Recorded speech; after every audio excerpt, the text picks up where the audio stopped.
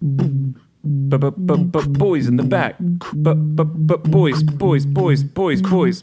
What is good? We are back with another episode of Boys in the Back. January 30th, coming up on my least favorite month of the year, February. Just a couple days away. We'll kick it off on Saturday. I am Connor Burks, one of your hosts, alongside my man in black. As always, never changes his wardrobe, no creativity, no fun, no spark.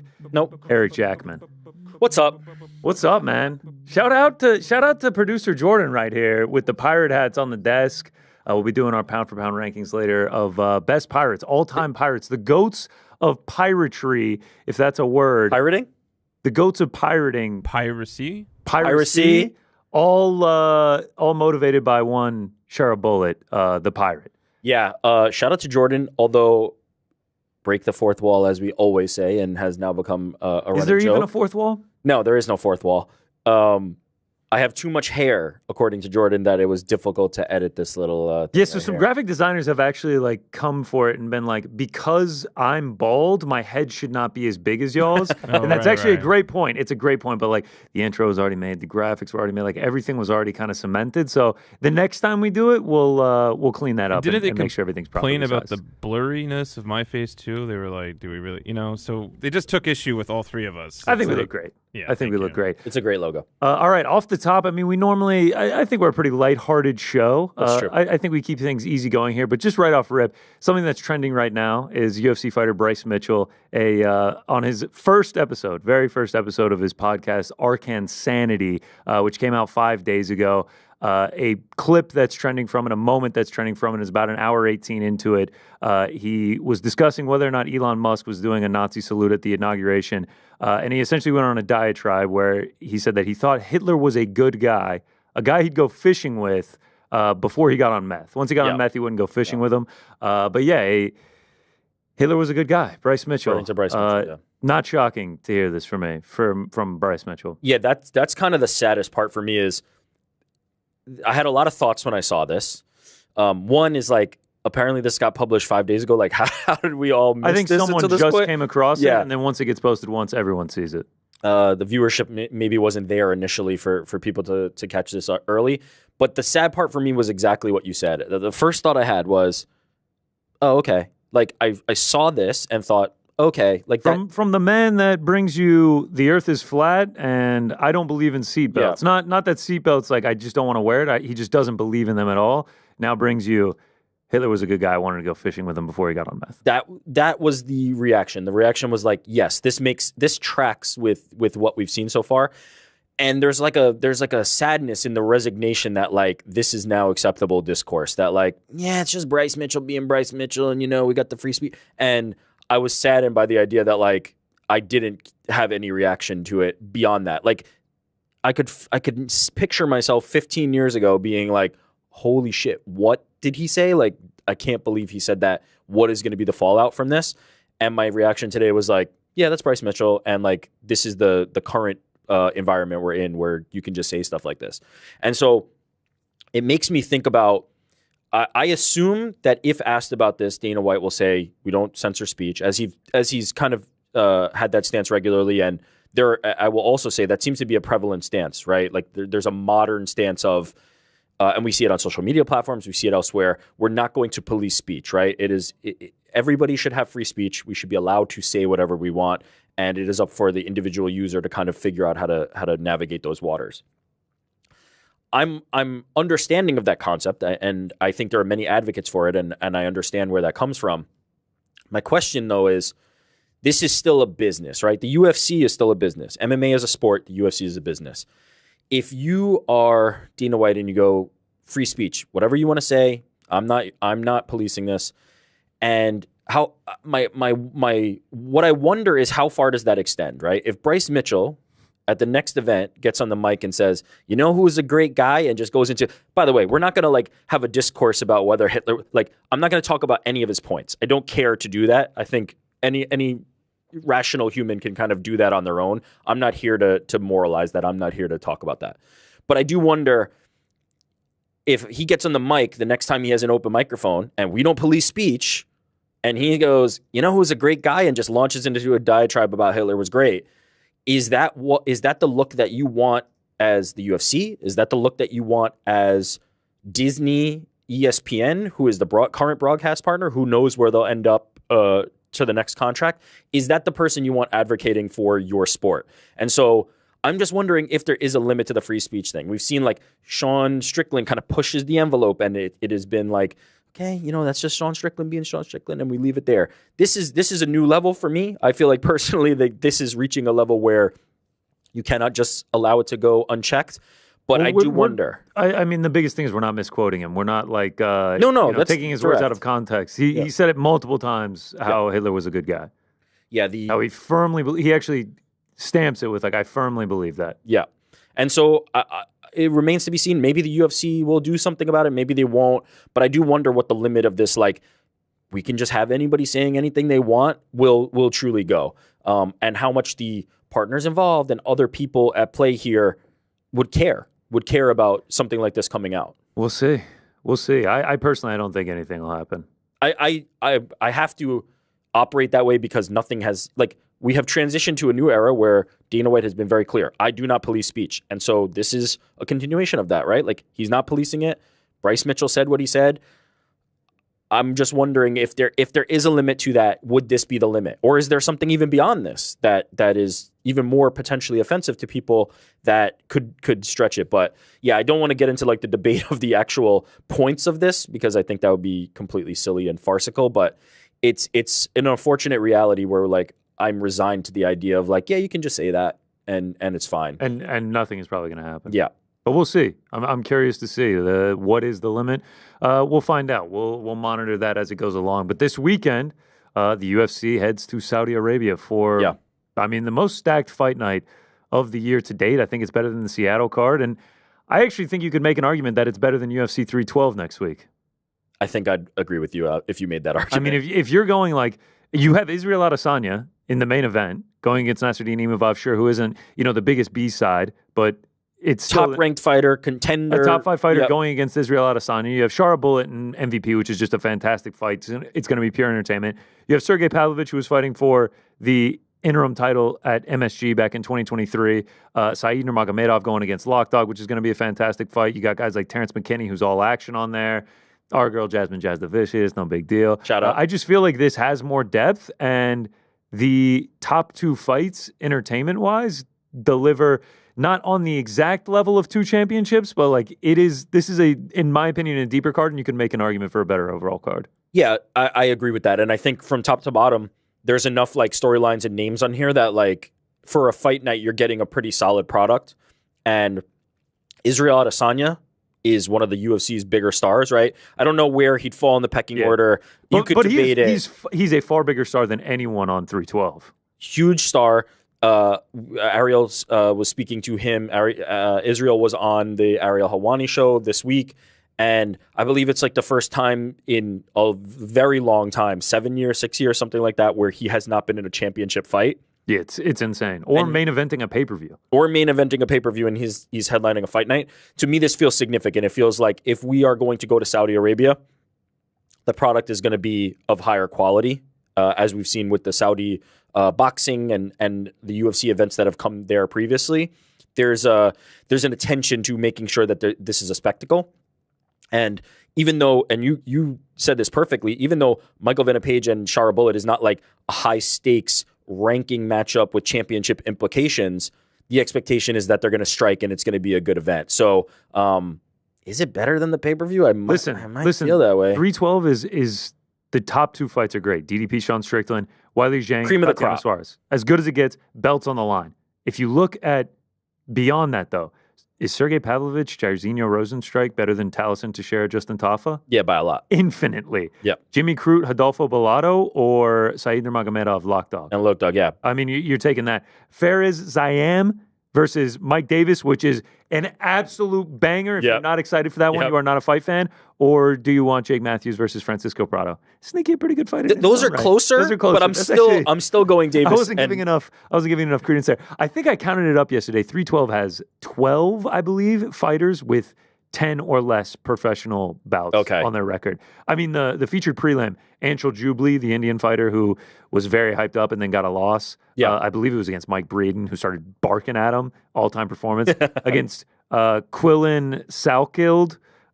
There's just a lot of, I mean, the prelims, Kong Wang is back. It's just, I think there's an argument to be made, man. I would support that argument. I feel right now, sitting here today, it will be that way. There's a real chance that these play out, and then it's like, you guys are stupid. 312 was like, right now on paper, I feel like this is stronger, and it really does. You said it. It hinges to me on Israel Adesanya. Israel Adesanya is still a star and still one of the big. We've seen this like. Don't forget Toporia's on 312. Alexandre Topuria. I was about to say you're being a little cheeky there. But Max Holloway, right? Max Holloway is somebody who has headlined fight nights before and then jumped back into pay-per-view headlining spots. I don't think this is an indication of anything in terms of Israel Adesanya's like star quality going down. I think this is more an indication of like Saudi Arabia commands a superstar. I was just going to say they're paying a ton of money, and this almost feels like the perfect moment for Israel Adesanya to headline a card there, because it's still, while it's not getting the pay-per-view, level, the recognition, like we're doing a pay-per-view there, it's just a fight night. He's at this perfect point in his career where he's on a losing streak, he's not the champion anymore, but they still want to put on the highest level fight night that they have to offer. Yeah, these top three are on pay-per-view any other time. That's a guarantee. They're not going to be pay-per-view headliners. You're not headlining with Shara and MVP, but that's a mid pay-per-view or opening pay-per-view Last time we fight. watched Shara, he did the double spinning back fist on like the fourth fight down on the main card of so 308. High quality, exciting. I've had my thoughts. I flip-flop back and forth on how I feel about the actual matchup between all right. Well, this is what I was going to say. You said times are changing. Saudi Arabia is involved. They're getting these massive fight nights and everything. Times are changing for Israel Adesanya. He's not fighting in a championship bout. He's not headlining a pay-per-view. He's headlining a fight night. And if you look at his record, was undefeated for so long until going up and testing himself against Jan Blachowicz at 205. Obviously unsuccessful, his first career loss.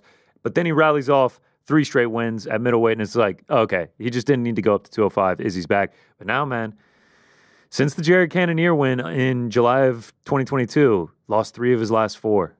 Doesn't hold the belt anymore. Big upset loss against Sean Strickland. And now he's fighting a guy, yes, who's top 5 in Nassourdine Imavov, but like isn't the name. Like it isn't the name value there. So if he loses this one, that's 3 straight losses. That's 4 of his last 5. A loss to Nassourdine Imavov puts you very, very far away from the title picture, in my opinion. And he's not getting any younger. 35 right now.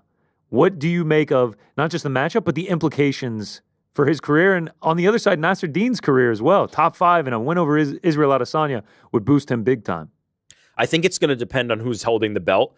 I think Israel's going to be somebody who's always got a connection or a storyline to some of the fighters who are competing in the title picture, right? Sean Strickland, huge upset. That's one I wouldn't mind seeing again. If Sean Strickland can recapture the belt, from Dricus du Plessis, I wouldn't mind a Strickland versus Adesanya fight, especially if Adesanya can get by Imavov. So I think there's plenty of opportunity for Israel to get back into the title picture. I made a comparison and referenced Max Holloway. It reminds me of that. It's like Max Holloway, everybody thought, he's never going to get a featherweight title crack. Things shake out, and then he's right back in that picture. Sure. Israel's a guy whose name is so significant, who has ties to all these guys, even to DDP. That was a huge rivalry before they kind of settled it.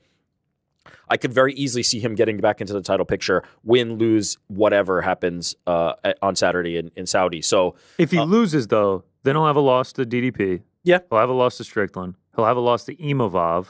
Yeah. And then you have to also think that Khamzat Chimaev is going to get the winner of Strickland DDP. It just feels like, and now, by the time he fights next, he'll be 36. Like now it just feels like you're getting Let me put it this way distancing. To you. Let me put it this way to you. It's a fair point. Let me put it this way to you. If Sean Strickland retains the belt and Israel lost to Imavov, would you be surprised if Israel Adesanya was one of the title defenses for Sean Strickland? One of the title defenses? Maybe not the next one, but 2 away. To me, here's the thing. I don't think you can give Israel Adesanya another title shot until he gets back in the win column. Sure. Let's say he wins one. If he wins one, is he back? I don't know. Who's it against? Let's say Sean Strickland. Okay. Oh, who does he win against? Yeah. I don't know. Anybody. Pick a name. Yeah, well, Shara Bullet. Now you're implying that Sean Strickland defended the belt against Khamzat Chimaev. Well, yeah. Now we're talking great. No, because who knows how long it takes for Khamzat to actually get in there. Did you say Bullet? Yeah, Shara Bullet. Forget it. Who cares? I don't know. What I don't about? know, man. Okay, what about Hamzat gets a belt? Would you be surprised if Israel wins a fight and then is facing Hamzat? You need somebody like Israel Adesanya in your title conversation because he was such a long reigning champion and because he brings such credibility to it. Winning Sean Strickland's legacy, Sean Strickland's ability to rise from like the guy who was kind of just like taking fights every weekend and doing this was because of the status of Israel Adesanya. He made him into that champion that he became. Without that, it doesn't happen. And so Izzy can do that for more guys if he faces them, or he can recapture his belt potentially if he's in the right matchup.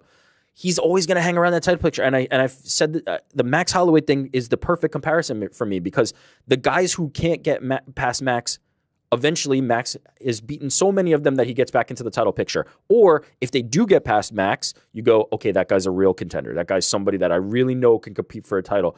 Izzy is very important to the ecosystem, and I'm not sure that a loss here is very damning. I think he will always kind of hang around that. Now, the one part I'm not talking about, this is just me talking about like his place in the division and what I think his importance to the division is.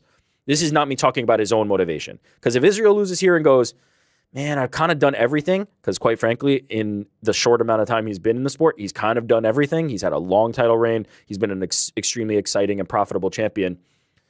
Maybe he just goes, what do I still need to hang around for? Do I need to hang around and fight these contenders? Somebody like Max, and I will continue to make that comparison, was like, yeah, I'm not done. I want to keep hanging around and I want to show that I'm one of the best and I want to keep doing this. And then he did get back to a title shot. If Israel goes, that's not really the path for me, like I'm good, which I could very easily see. He's long talked about like just getting out of the sport clean and having his faculties and not hanging around too long.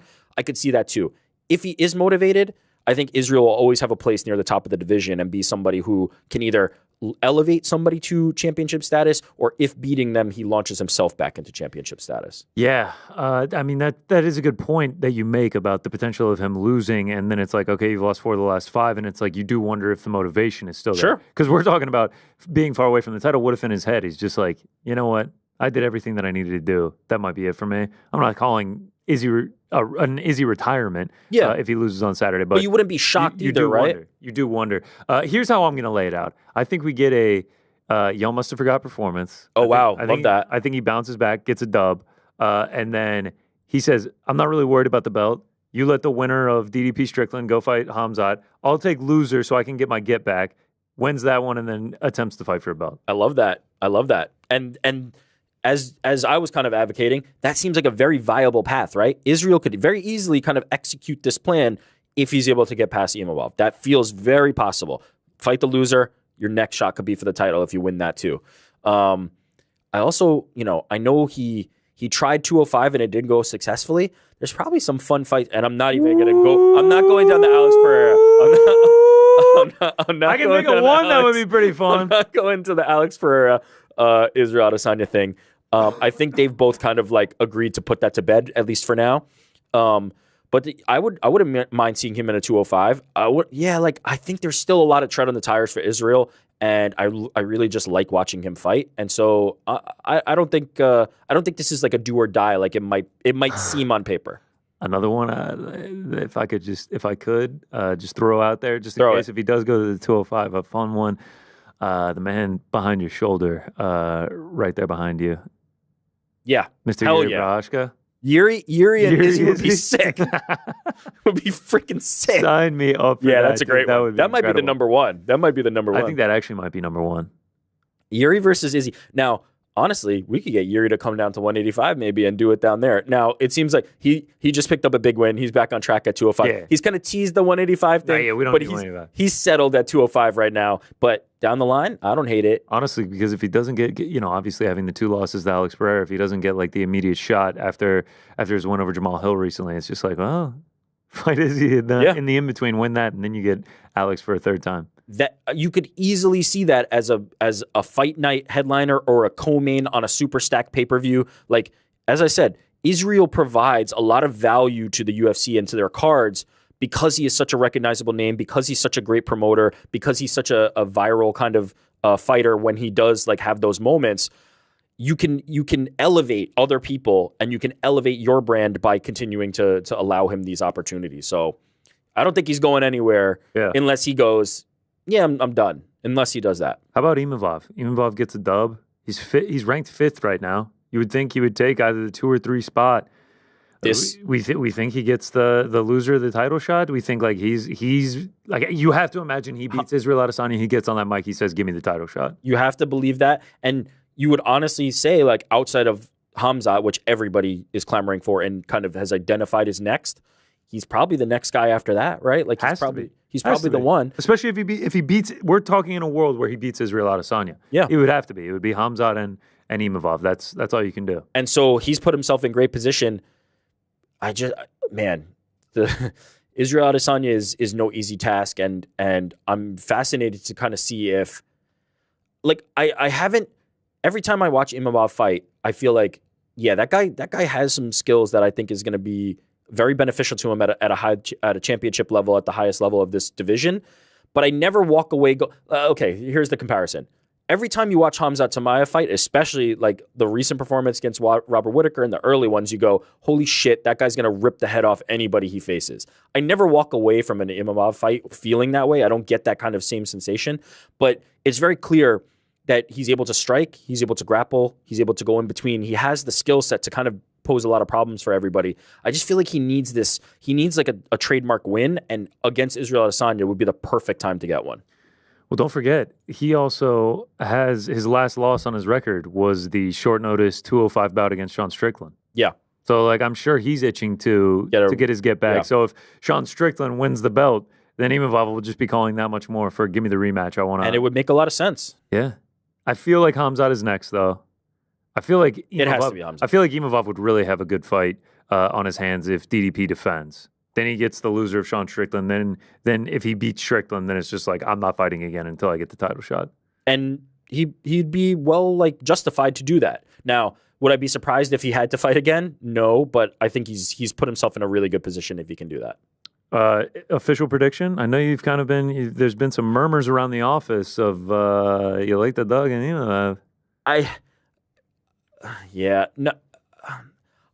Here's how I'll put it. I don't know what Israel's motivation is. I really don't. And he came on the show and he seemed quite motivated when he was speaking to Ariel. It seemed like he was like, yeah, I'm still here. It was the best. His team, and he has said it was one of the better camps he's had.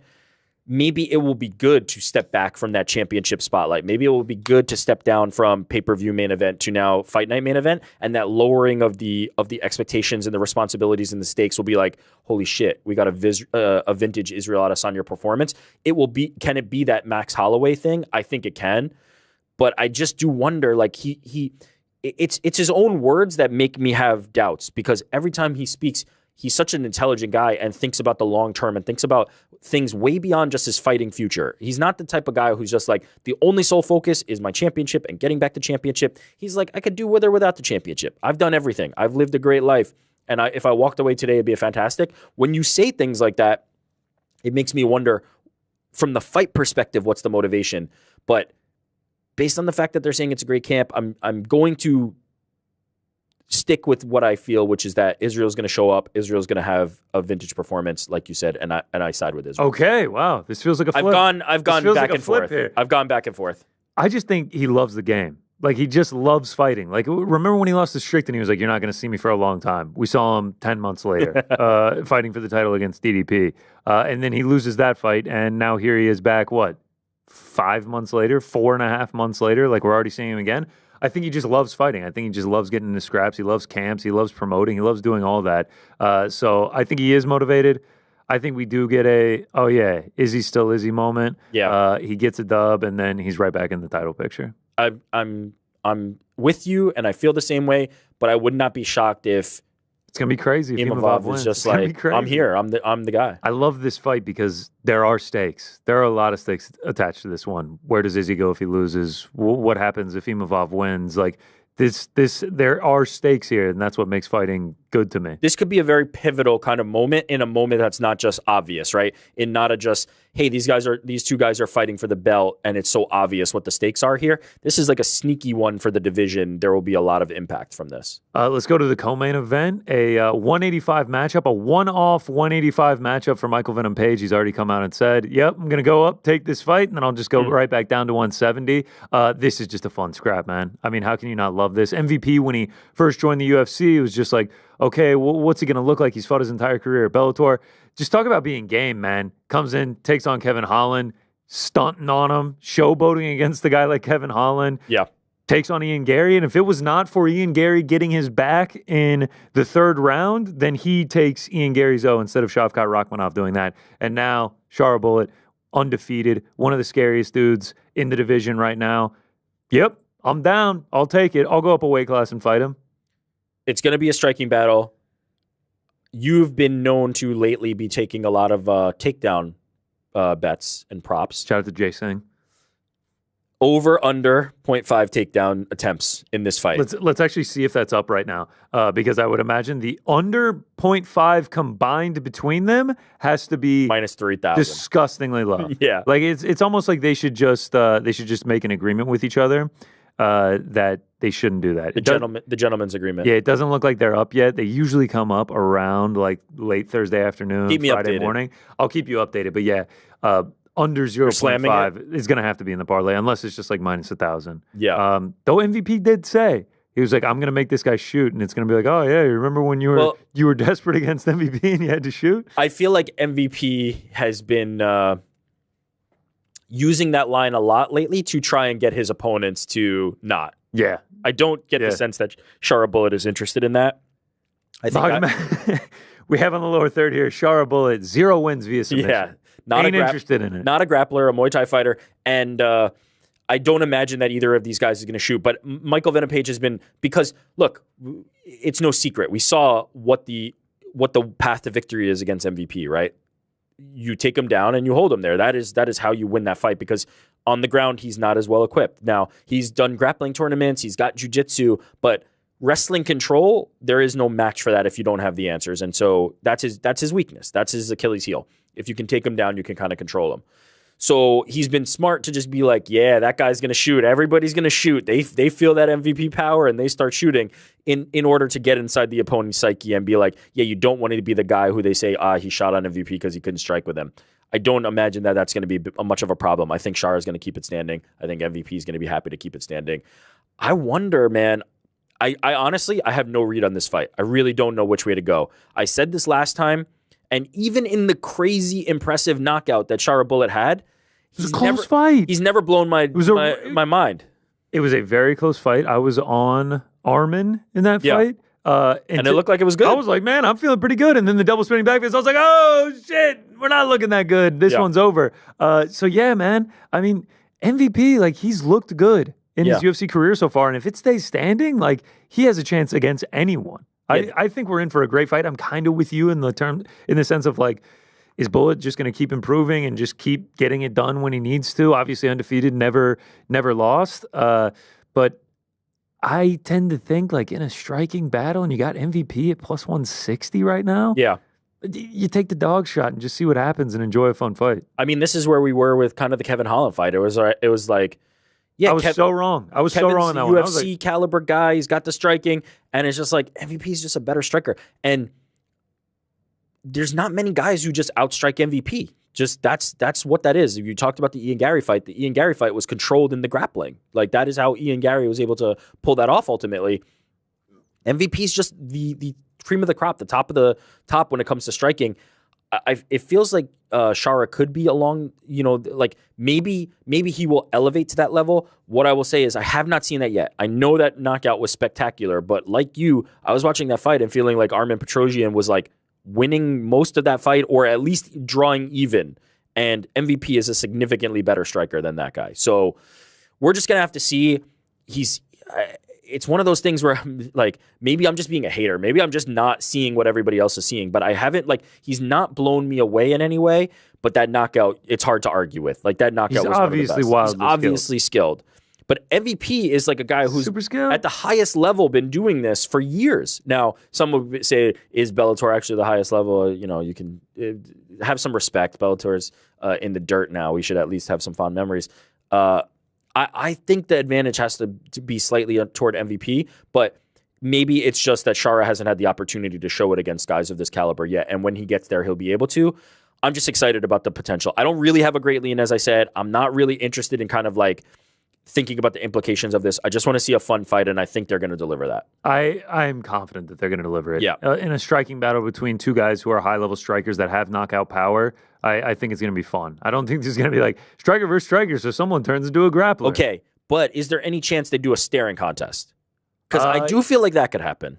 Yeah. That they're waiting on counters and just looking at each other. That is the one way that this does it. You know, MVP's bouncing. Yep. Shara's just kind of like stalking. And like it's just like, all right, so they each threw 6 punches in round 1. Like, let's get this thing going. I'm knocking here on this wood. I'm not trying to throw that bad juju out there, but I do feel like that's the path to a bad fight. I'm hoping they're trying to bring the action. I'm hoping they're recognizing this is a big spot. This is a big moment. Co-main event in a huge card. Let's go to war. All right. Official prediction?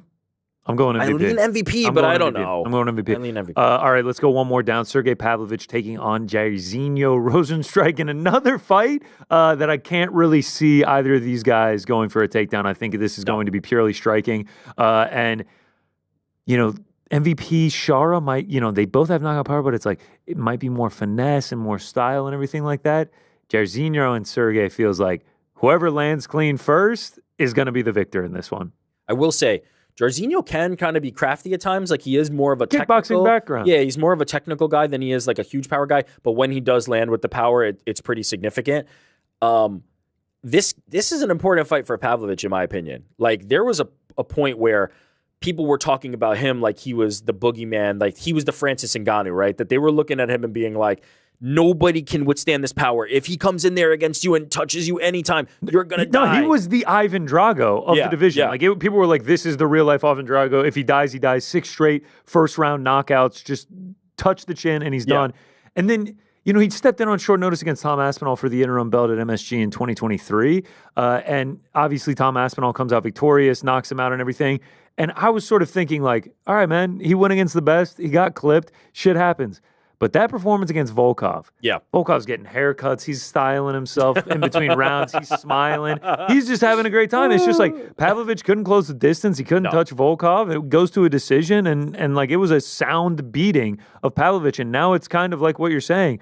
Where's this dude at in his career? He needs this to kind of get back into those conversations. The two things I'll say that kind of divert from that line of thinking is, one, I actually think Volkov is really good. Like, oh, he's nasty. I think Volkov, when he's at his best and actually using his range, like he's a level above a lot of these like mid-tier heavyweights. And I actually think that's more indicative of actually how good Volkov is than how frustrated Pavlovich was. I think Volkov is really, really good. Well, he beat Sirogan, in my opinion. Yeah. I thought that was a robbery. I think Same. he should be riding like a 5-fight win streak right now. Yeah. Put a drubbing on Tai Tuivasa. Yeah. And then obviously 30-27 Sergey Pavlovich. So that to me goes, when you look at those two losses back to back, they actually don't feel that bad to me. Yeah. They feel like you reached the upper echelon of this and you fought two guys who were cream of the crop. If the judges had actually given it to Volkov, he would be like the number 3, number 2 ranked heavyweight, like right behind Tom Aspinall. And it would be like, yeah, those actually aren't bad. Yeah, so when you think about that and then you go down a tier, right? I think it's very clear Rozenstruik is not in that tier. He's not on the Tom Aspinall level. A Volkov, who I rate highly, there might be some who have him lower than me and don't respect him as much as I do. It feels like this might be an opportunity for Pavlovich to be like, okay, let me pick up a big KO here. Let me show that I'm back in here. And then the other thing I was going to say, this point number 2, I was like, maybe it's like, you fall out of the title picture. But truth be told, this division sucks so bad and is so shallow. He's never going to be out of the picture because if he gets 2 knockouts in a row, he might be back in a title conversation anyway because it's so bad. This division stinks. Heavyweights always stunk. And you're not far away from a title shot with an impressive performance. Well, here's what I think is going to happen is that he is not going to come out stagnant. He's not going to come out shy. Yeah. I think he's going to be like, all right, that didn't work for me against Volkov. I need to go get mine. I need to knock this man out. I think he's going to come out aggressive like he normally does, throwing huge haymakers. Will he catch Rosenstrike? We'll see on Saturday. When he does, that dude is very hard to stop because those haymakers are serious. Yeah. I think he needs to go back to the well of what got him to the interim title shot, which was 6 straight first-round knockouts. It's just like, we ain't going the distance. I'm just going to come in, flurry you, and knock you out. I looked at some of the lines earlier. I forget this one. Where does this one large stand? favorite? Pavlovich, large favorite. Last time I saw minus 330, minus 285. It's coming, so people are betting on Rosenstrike. I was gonna say that's a little heftier than I thought it might be, but I do lean Pavlovich. But that's quite a price to pay for a guy who's been on a little bit of a skid At heavyweight. Yeah, Against the dude in Rosenstrike who can crack and who can strike as well in what I think is going to be simply a striking matchup. This main card is terrific as you just keep rolling along. Said Nurmagomedov taking on our boy Lock Dog, Vinicius Oliveira. Okay, you say Lok Dog. Loke Dog, sorry. Loke Dog. What is that? What is the pronunciation on that? Loke Dog. Just no, I know. I'm saying like, what is the like? How did we get to Loke Dog? That's just, I don't know. That's just how that's said. Yeah. Okay. Loke Dog. Vinicius Loke Dog Oliveira, 21-3, coming off like one of the nastiest knockouts of the year last year with the knee against Said Nurmagomedov. It's working season for the Nurmagomedovs. I mean, this is a fantastic fight. We argued about it on the show yesterday, 155, 135. This is one that 155 just like, always. This is one that just like shows the depth at 135. It's a great fight. 135 is a very strong division. It's not as strong as 155 forever and ever and ever. Don't doubt that. Loke Dog's my guy. Loke Dog is one of my guys that I just like. He's captured the imagination of people with these incredible knockouts. I mean, the flying knee. Like, and not only the flying knee, and then he got the Ricky Simone decision win. Showed he can go the 15. And looked like dominant, just looked incredible in that fight. Guy and Ricky Simone, who like after that Jack Schwartz performance, they were like, "Oh, this dude is legit." And he's been one of those guys for the division for a long time. He's like Merab Dvalishvili, right? Like the choke out with Merab kicking the legs, everything. Controversial, but a great fight between two guys who at that time were like cream of the crop in that division. Or maybe it was a little early for Merab to say that, but Ricky's been around a long time and a very good fighter and somebody who's made bantamweight a hard division to excel in because he's there. Loke Dog looked incredible. But you combine that with the insane flying knee knockout, his knockout from Contender Series, like he's got swag, he's got personality. He's just a guy that's very easy to root for and to get behind and feels like a prospect on the rise. I love everything about the guy. I'll never go against him. I love Loke Dog, period.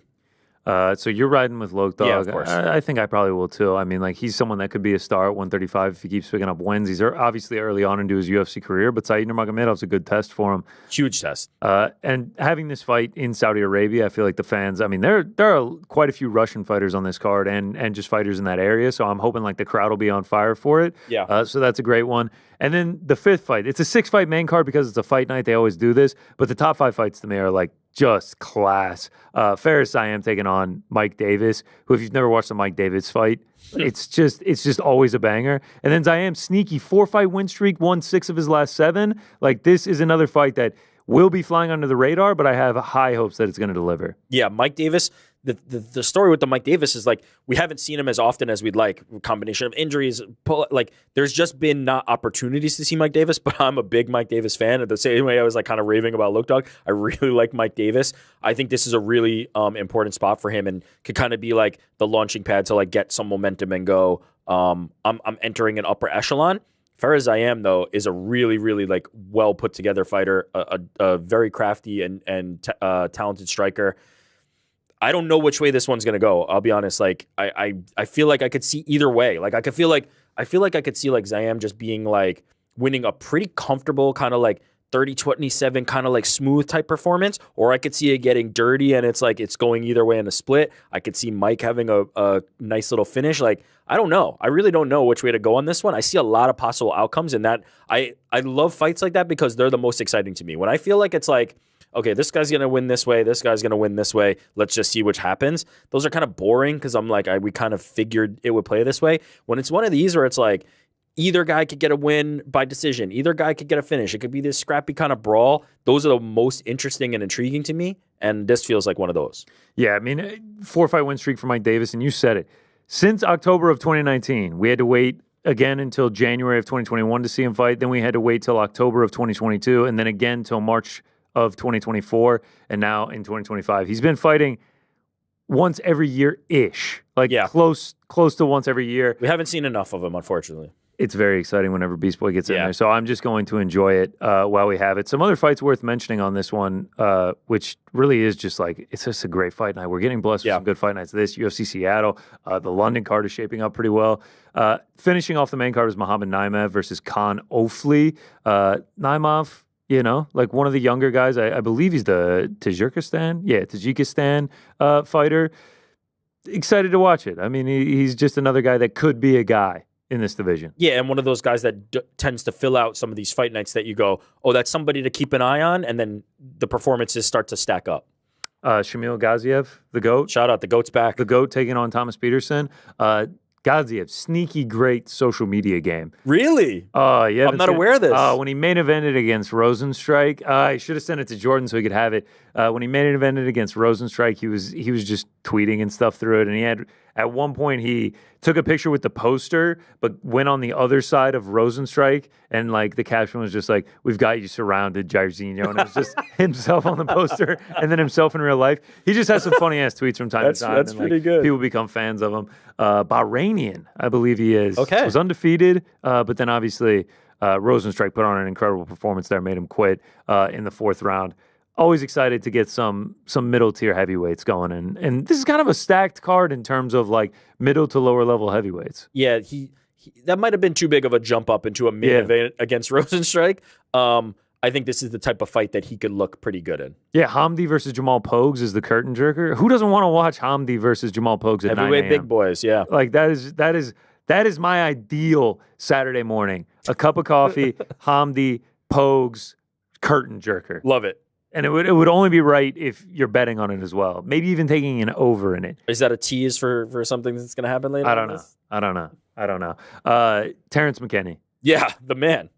Just had a kid. Congratulations to Terrence McKinney. Oh, I didn't know that. He just had a child. I believe he was tweeting on 3/11. On the night of 3/11, he was just yo, I'm going to the hospital. I'm about to have a baby. And he tweeted from the delivery room. Prolific social media guy. Oh, yeah. I feel like he's chilled a little bit on how often he tweets. I feel like every time I was getting on, a couple years ago, it was just a Terrence McKinney tweet. I feel like he's slowed his roll a little bit. But he is still up on there. I just have to say, T-Rex, win, lose, or draw, I will be watching. Terrence McKinney unders have funded my future children's colleges. I mean, the guy is just all action, the king of chaos. Every time he steps in there, you're going to get a finish. He is the under king. It is just kill or be killed. And I feel like we had a moment where he was I'm going to slow it down. I'm going to put it all together, and we're going to see and it's just nah, that's not what we want. And I don't know if that's what he wants. He's an action guy, and we love him for it. Never been to a decision in his 22-fight career. Never seen the scorecards. 18 of the 22 have ended in the first round. Love it.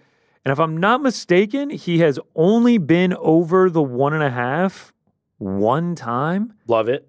That is true, yes. So 21 of 22 are under 1.5. Oh, Jesus. Yeah, he's even more action than I thought. And it's not only has he never been to a decision, he has seen a 3rd round one single time. Yeah.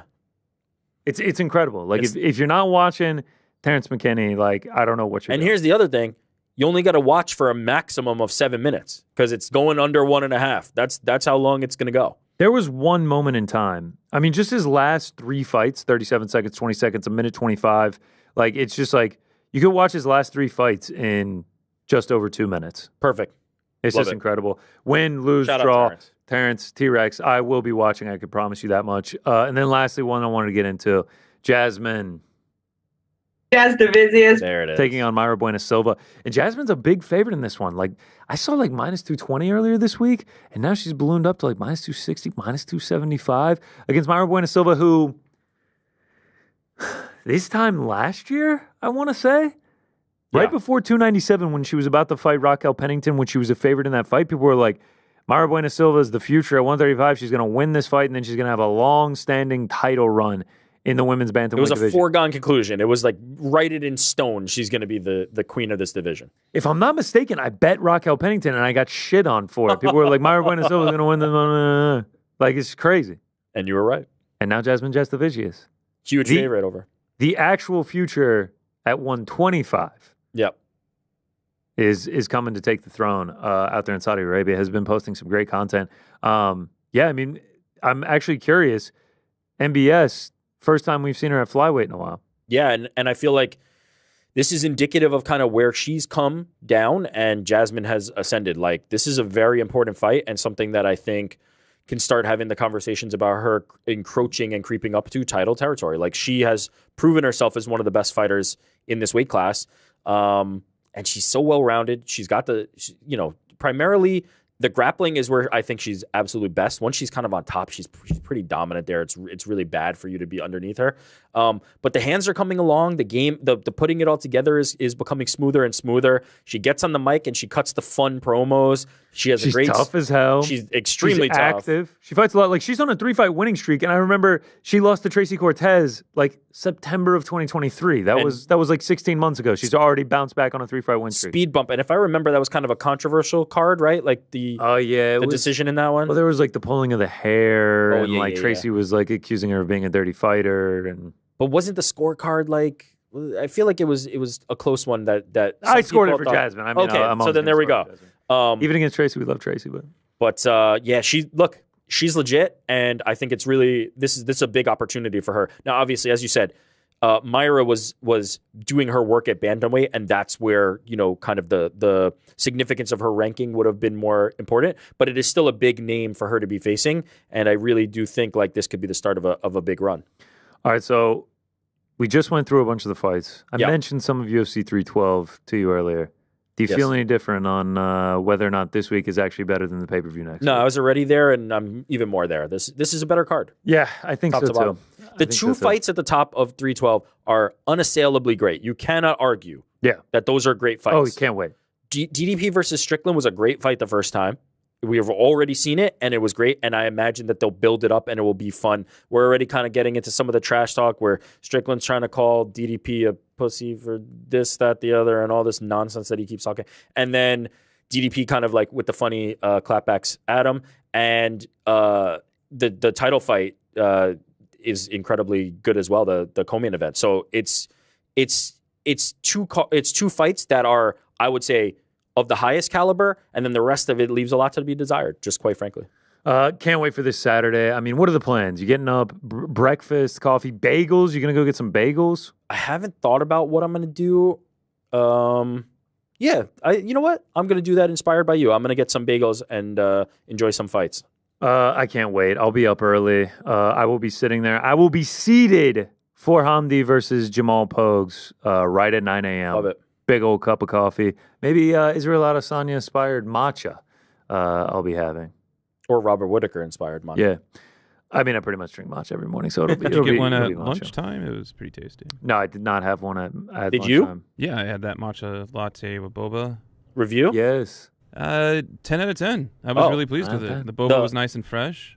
The kind of made me think you were going to say not a good score, and then you're like 10 out of 10. Nah. I just like to be mysterious. 10 out of 10 is that's a pretty good ranking. All right, a very busy weekend. I think Helwani's entitling it Uncrowned Day. It has officially not Helwani titling it.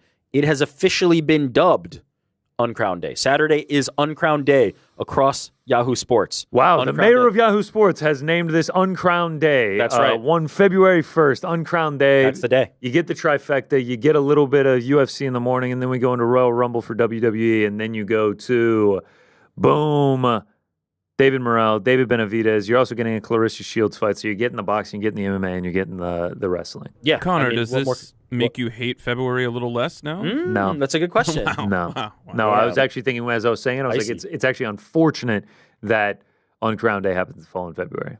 Yeah, known February hater Connor Burks. But I'm excited about it. It is like Royal Rumble is one of the bigger WWE events they do. It's like WrestleMania, Royal Rumble. Those are like the two biggest, unless I'm mistaken. I feel like there's also those are for sure SummerSlam, the two biggest. But those are the two biggest.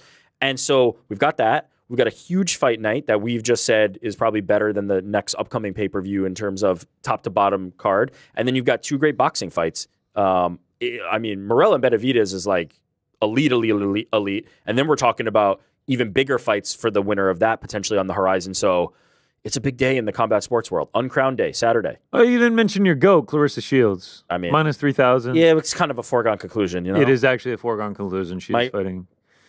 Oh, that's a good point. Jordan reminding us that fight is on Sunday, so not part of the Uncrowned Day. Yes. Part of Uncrowned Weekend. Uncrowned Weekend. I'll be watching. Clarissa Shields, Daniel Perkins on Sunday. The Morel Benavidez, though, you were just like, that is an incredible fight. It is actually an incredible fight. We had them on. They did a face-off on the show, showed that vitriol, showed that hatred for each other. Actually, just take a look before I get into the rest of the fight. Benavidez, let me... hold on before you get started. It's funny because he has so much stuff to say before the press conference, all this and that I'm a RoboCop, that he's going to knock me out, that I don't have nothing. But now look at him. He's scared. He don't have shit to say. What's up with all that you were saying? How come you're not saying all that now? He's there. You can't even talk. He's all freaking. He's all nervous. He's all nervous. Bro, he's just saying. Where's all that? Bro, you had the RoboCop. Man, you had the RoboCop. You know what I mean? You had the RoboCop. This is my fault. You don't have nothing, bro. This is my fault. I'm gonna beat the shit out. This is my fault. You don't have nothing. This is my fault. You don't have nothing, man. I'm gonna beat the shit out. Hey, there's 3 weeks left to the fight. 3 weeks left to the fight. There's nothing you can do. There's nothing. Bro, I don't care, man. And that's all right, so as you can see, I mean, these dudes just absolutely cannot stand each other. My favorite thing is Morel always calls him RoboCop, and then he was like, he's doing like the robotic. And Morel, for not speaking like perfect English, great at shit talking and great at getting Benavidez fired up. Yeah, they don't like each other. Like it's very clear they do not like each other. They're standing in each other's way of huge opportunities. Like as I said, this is a huge fight, but the fight that comes after this for the winner is going to be a mega opportunity. Everybody has long been craving the Benavidez versus Canelo fight. Who knows if that's on the horizon? Maybe we're looking at the winner of Bivol and Beterbiev. There's a big fight coming, but this is going to be a great fight that sets the table for that. And they don't like each other. What more could you ask for? Yeah, and if like you're just a fight fan, maybe not into boxing, you're not really familiar with Benavidez or Morel, I was going to say, but we got it on the lower third right there. 40 combined professional fights for the two, 33 by knockout. Like, they don't lose, and they almost always get knockouts. Like, both these dudes can scrap. They hate each other. They really do not like each other at all. I don't think they're just selling the fight. I actually think there's actual vitriol there. And I think they're going to come in there, and they're going to crack. Yeah, and one thing that ArielHelwani has continued to talk about is, like, you really don't see guys like Morel who are 11-0 being like, yeah, I'm going to jump in. Because this is a risk, right? You're jumping in against a guy in David Benavidez that is cream of the crop and has been doing this at a high level for a long time, has more experience in that realm. And so he's putting something on the line here and stepping into an opportunity that I believe he will be ready for. It's a great fight. It's a great fight. Yeah, I can't wait. That's the cherry on the Uncrowned Day Sunday. You get the base dessert of the ice cream, UFC Saudi Arabia. You get a little whipped cream with Royal Rumble, and then you top the cherry on top with the cherry. So everything there, but the cherry on top is the next day when Mike. All right. Royal Rumble is 2 bananas to make it a banana split. The whipped cream is Benavidez Morel, and then the cherry on top, Clarissa Shields. That's it. For sure. I will be watching. Shout out to the GWOAT. No doubt. I'll definitely be watching. For sure. I will be seated in front of my television watching that for sure. Royal Rumble, I think we've come out and said, like, we are not the viewers of Raw week in and week out. We're not going to be sitting there. We're not, like, following every single storyline. But the two that I always tune into, Royal Rumble, WrestleMania, they are highly entertaining. And I think both me and you get this respect of, like, the production value that WWE puts on, the graphics, the pyrotechnics, just like the packages, the drama that goes into it all. I feel like that's what we appreciate, not as much as the wrestling itself. And like each year I watch it, I'm just like, man, they really put on some shows. Like I see why people like this and get into it. Yeah, and Royal Rumble is an easy entry point one because it's like the main. There's other matches that are around it, but the main focus of the night is that match where 30 men enter one ring and then 30 women earlier or later in the night, depending on which one you're watching, enter the ring, and they throw each other out. It's very simple. It moves fast. You see a bunch of stars. There's big pops for the big stars. People get really into it.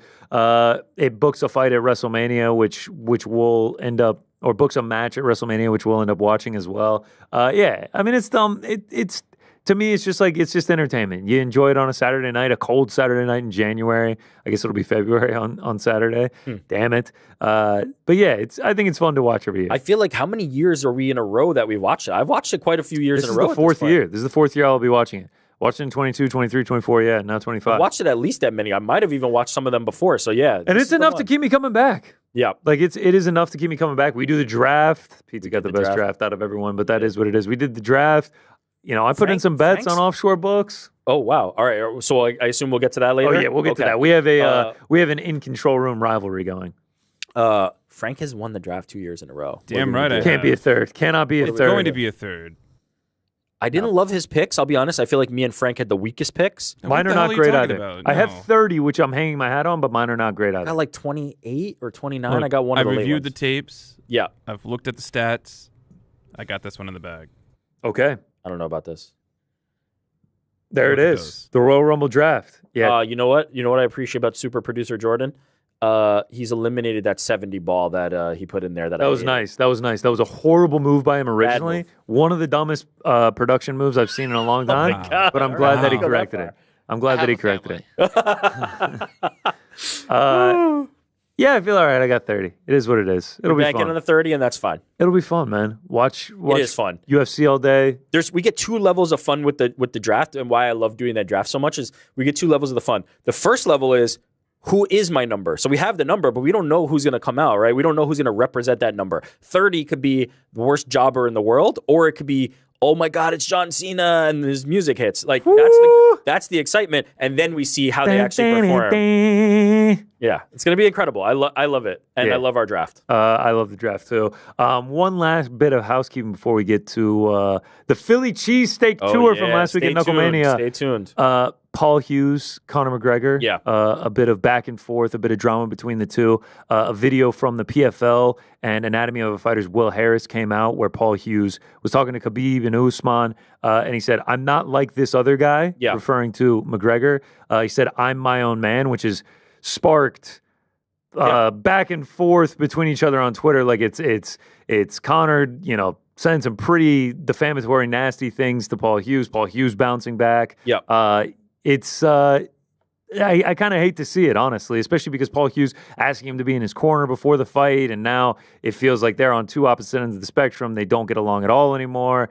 And we obviously are big into Irish MMA because of PT. PT does such a great job covering it, and they don't have a ton of representation, especially at the top. There's Ian Gary, there's Paul Hughes, there's Conor McGregor. There's not much beyond it, so you'd like to see the guys at the top getting along with each other. Yeah, and to your point, PT's covered it pretty well, and I am not versed enough to get into the political aspect of this, and I say political from a side versus side standpoint, not necessarily the actual politics of the country, but the idea of what Conor McGregor was saying, the meaning behind what he was saying, and how that could affect some people within the country. But my biggest takeaway from all of this, is just how ready I think Paul Hughes is for the big time. Oh and my I God. say that because when he was on, the first interview he's done, he came on with ArielHelwani yesterday, and this is actually, let's just show it. This is what he had to say when asked about Conor McGregor's comments.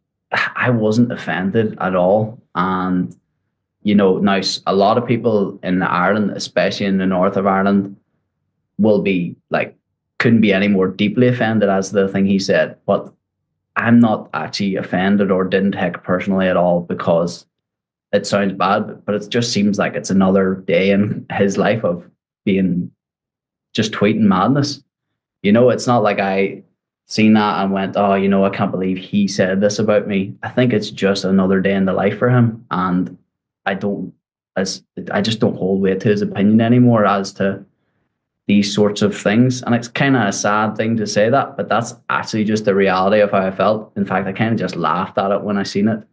It's not something I've been thinking about all day and going, oh, this and my identity and this and that. It's initially I was like, don't come with my identity. That's ridiculous. But then I was just like, this guy, he's on one, and I just don't care, But yeah.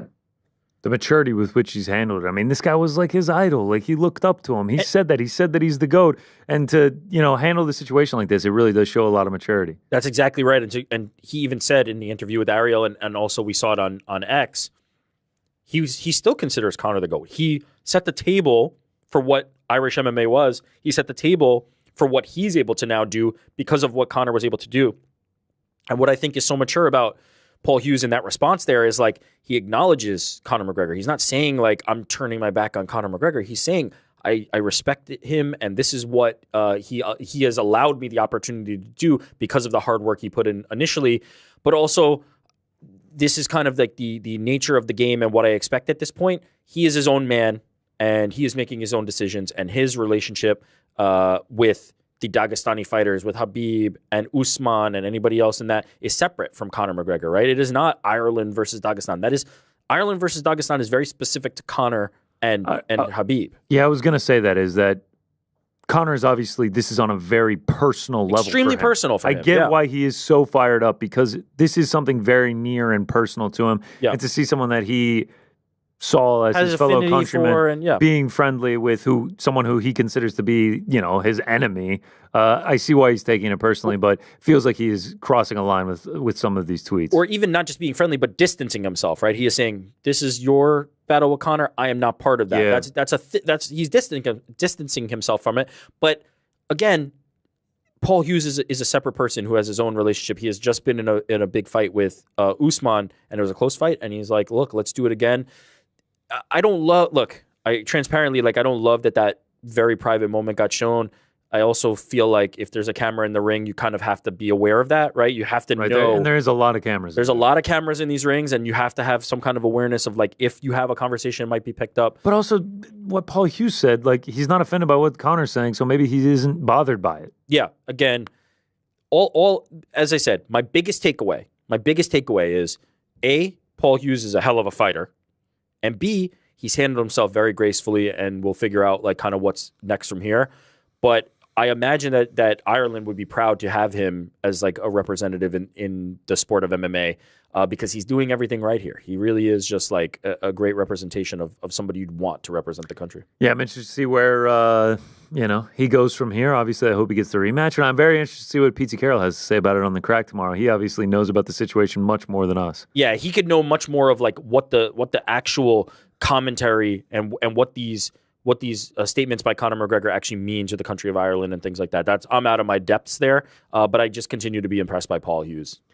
Yeah, I mean, every time I see him, and even when I met him in person, he's just so even-keeled. When he came in the studio, he's just an even-keeled dude. So hopefully his ascension continues. Last weekend, oh man, me, you, Frankie, a couple other members of the team, we all no names. We don't want to talk about them. Nicole, shout out. Nicole. We featured her. She's right here. She's right behind.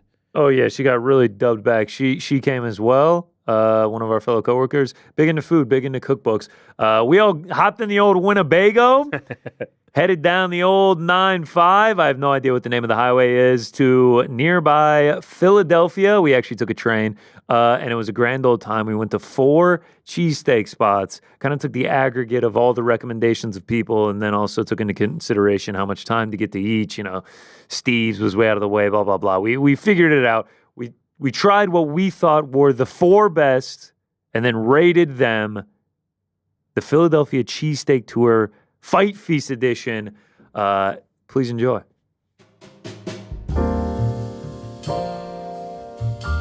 Philadelphia, the city of brotherly love, the birthplace of America, home to the Eagles, the Sixers, the Flyers, the Phillies, Rocky Balboa and Benjamin Franklin, the Liberty Bell, and the Declaration of Independence. The list goes on and on. Most importantly, though, it's home of the Philadelphia cheesesteak. And while KnuckleMania 5 brings us to the 215, the real reason we're here is to find out who has the best cheesesteak in all of Philadelphia. Fight Feast, episode 15. Let's go, baby. We stepped outside the city center out to Roxborough to try a classic. It wasn't number 1 on everyone's list, but it did make everyone's list. So we have to try it out. D'Alessandro's. They say we don't rub elbows with the stars. The stars rub elbows with our folks. Alessandro's. All right, here we go. Classic. Provolone and onions. I can't do the whiz shit. I can't do the whiz. Oh, look at it steaming. I mean, this is the shot right here. Steaming hot. Covered in onions. All right, this thing is not cut in half, man. This is a football-sized sandwich. This is literally a foot long. We're not cutting it in half either. Here we go.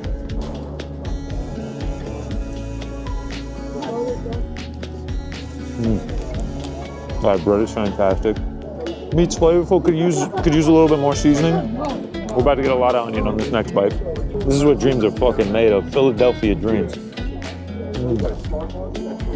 The onions are fantastic. Can we get a cheese ball? Any chance of a cheese ball? Mini one. I feel like I need more cheese.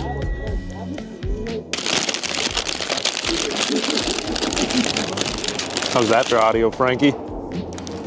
Let's try a bite with some banana peppers on it. Here we go.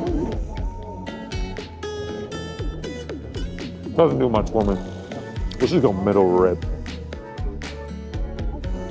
That's what I was fucking looking for right there. My God. Let me just bomb this down. That's it, right there. Get to the middle with the onions and the cheese. Ratings are being withheld till the end of the day. Alessandro's, where were you ranked? Stay tuned. All right, we're in South Philly now at John Roast Pork, famous for their ultimate cheesesteak and the Italian roast pork sandwich. They've been serving these things up since 1930, and sneaky, a lot of people said this is the best spot in Philly for a cheesesteak, hands down. I'll be the judge of that. All right, and away we go. This thing is hefty. This thing is friggin' hefty. We are blowing out the back. This is, oh my, what is going on here? Okay, there it is. Oh, look at this bread. This bread looks tremendous. Oh my goodness gracious. Mushrooms on this one, falling out of it. This is an absolute mess getting this off, but here we go. Let's take a look. This thing's a beast. Someone is coughing up a storm in the bathroom now. This might be it.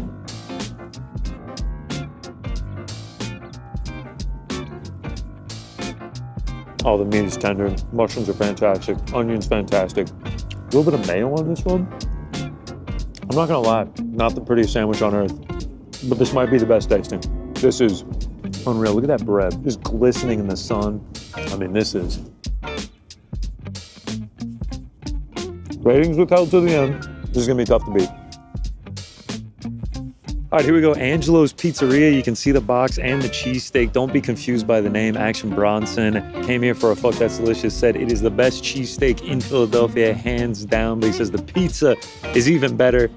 We'll be the judge of that, man. But by the looks of these lines, hour-long wait at 4 p.m. It's not lunchtime. It's not dinner time. We're in the in-between. You still got to wait an hour. Is it the best cheesesteak in town? Let's find out. I mean, look at this fucking thing. It's artistic. Angelo's Pizzeria. Oh, yeah. Yeah, this is it. This is competing with any New York slice. Do you hear the crunch? Do you hear the crunch of the crust? I don't know what to say about this. It's tremendous pizza. I got high hopes for the cheesesteak. All right, here we go. Time for the cheesesteak. I mean, beautiful packaging on this. I've learned how to unroll a Philly cheesesteak today, that's for sure. And I've learned that none of these places cut them in half. You gotta respect that. Yeah, look at this. They did cut it in half. They did fucking cut it in half. I saw Gilly from $1 Million Worth of Game walking out of here. I mean, there's Philly celebrities walking around. Bread is soft, meat is tender. What is this, Sharp Cooper? The onions are getting a fucking sweetness to them. That's beautiful. The other ones look kind of sloppy. This one was painted on an easel, like Michael fucking Angelo. Simply divine. The bread. I can't speak enough about the bread. Look at all the sesame seeds. They must have used the whole sesame seed factory on this thing. Oh man. The onions go so well with the meat. It's incredible. Y'all want a slice of pizza? If you're offering, I'll fucking take it. You sure? Pizza. Yeah, both of y'all take one. On God for sure. Thank you. I need a pick from Eddie Alvarez and Jeremy Stevens. Who's winning? I'm going to take Eddie Alvarez. You got to support the Philly guy, right? I got to support Philly. I know Jeremy cracks. I mean, I always watch UFC fights, so, you know, he fucking cracks. But I got to take Eddie. He's a hometown guy. Everybody wants to see Eddie win, right? Ben Rothwell, Mick Terrell, you got a pick? I'm going to take Mick, honestly. I watch a little bit of Bellator here and there. I mean, he's pretty sick. You want to slice, big dog? What's your name? That's my dad. Oh, this is your dad? Let's go. What's up, Bob? You want to slice yourself? Get one. Get in there, man. Who's your pick, Eddie Alvarez or Jeremy Stevens? Jeremy Stevens. No. Oh, he said Jeremy Stevens. He said fuck Philadelphia. Philly. What's your pick, Eddie Alvarez or Jeremy Stevens? Eddie, for sure. Let's go. Let's go. Underground fucking king, baby. For the fight feast. Yeah, here we go. Ryan for Fight Feast. Let's go. We still got one more to go. I'm withholding my rankings until the end. I've been saying it the whole time. I'm not going to play my hand. Angela's is going to be tough to beat, though. One last bite. Frank, I lost the microphone. We don't even have Frank on the camera right now. I still lost the magnet, though. One last bite. Angela, shout out. All right, it's getting a little bit dark out here in Philly. Our cheesesteak tour comes to an end. It's time to finish with the new kid on the block, Shay's Steaks, straight from the horse's mouth. If the horse's name is ArielHelwani, he recommended this place. 4.9 stars out of 5 on 1,500 Google reviews. Let's see what the hype is all about. Shay's Steaks, let's go. Look at us, we're back in the kitchen. First time ever. Fight Feast history. That is not frozen. It's never been frozen. We actually don't own a freezer. All we have is cheese, butter, peppers, fresh steak, fresh chicken, rolls. We go through about 600 a day. Beautiful, right? How pretty does that look? Incredible, man. And now we do this Cooper Sharp, and it's gonna melt so prettily over it. And Ariel is the GOAT, but I'm no slouch either. I'm the GOAT of cheesesteak. What made you want to open your own restaurant? You know much to my mom, Shay.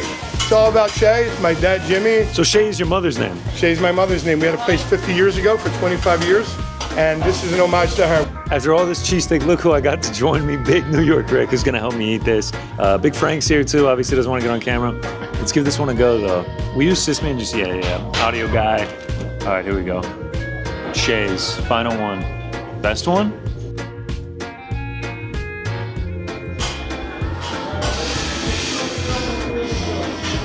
I said Angela was gonna have to be hard to top with the peppers, the steak. Again, I didn't realize how many of these places had sesame seed rolls. I don't know, man. I'm gonna have to sleep on this decision. My pound for pound, top 4, my Mount Rushmore of Philadelphia cheesesteaks.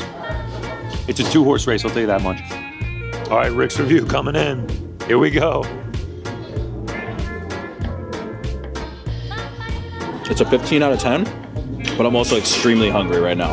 Look at this thing. I'll be back with some plates. How much does this weigh? The biggest Philly cheesesteak you've ever seen. Look at this thing. I'm eating the Big Dipper, horseradish sauce, 2 pounds of sandwich. Give me a hug. Give me a hug. The food's unbelievable, man. All right, so everyone putting their pins on where they're from. I get to put Atlanta. Here we go. GC for a reason, Georgia Connor, if you didn't know. Look at that. ATL represent 404. All right, as you can see, that's it for Philadelphia. Time to catch the train out of here. Slept on it. Watch back the tape. Took some time to fully digest it. Had an unbelievable time at BKFC last night. Jeremy Stevens defeats Eddie Alvarez. Big Ben Rothwell, the new heavyweight champion of the world. If I could get a drum roll. The official rankings. These are the concrete. There is no argument. Number 4, D'Alessandro. It's a great steak. Way out of the way, though. Not enough flavoring. It feels like it's living on its legacy. I hate to say that. Number 3, John Roast pork. Fantastic flavor. Loved the mushrooms. Very messy sandwich, though. It was hard to get out of the wrapper. It was just a giant behemoth, a boat of a sandwich. Number 2, I'm going with Angelo's. Pizza was great. Service was great. Atmosphere around the restaurant was unbelievable. Bread with all the sesame seeds, absolutely to die for. But it gets my number 2 spot because number 1, I have to go with Shay's. The quality of the steak, the atmosphere, the energy from Chef Scott, Judge Scott, whatever you want to call him, we just call him Scott, was unmatched. The fresh ingredients, you saw it, there's no freezers there. Shay's, number 1 for me. It makes sense from my 4 horseman tour of the Philadelphia area. Takes a neck, cause you come neck.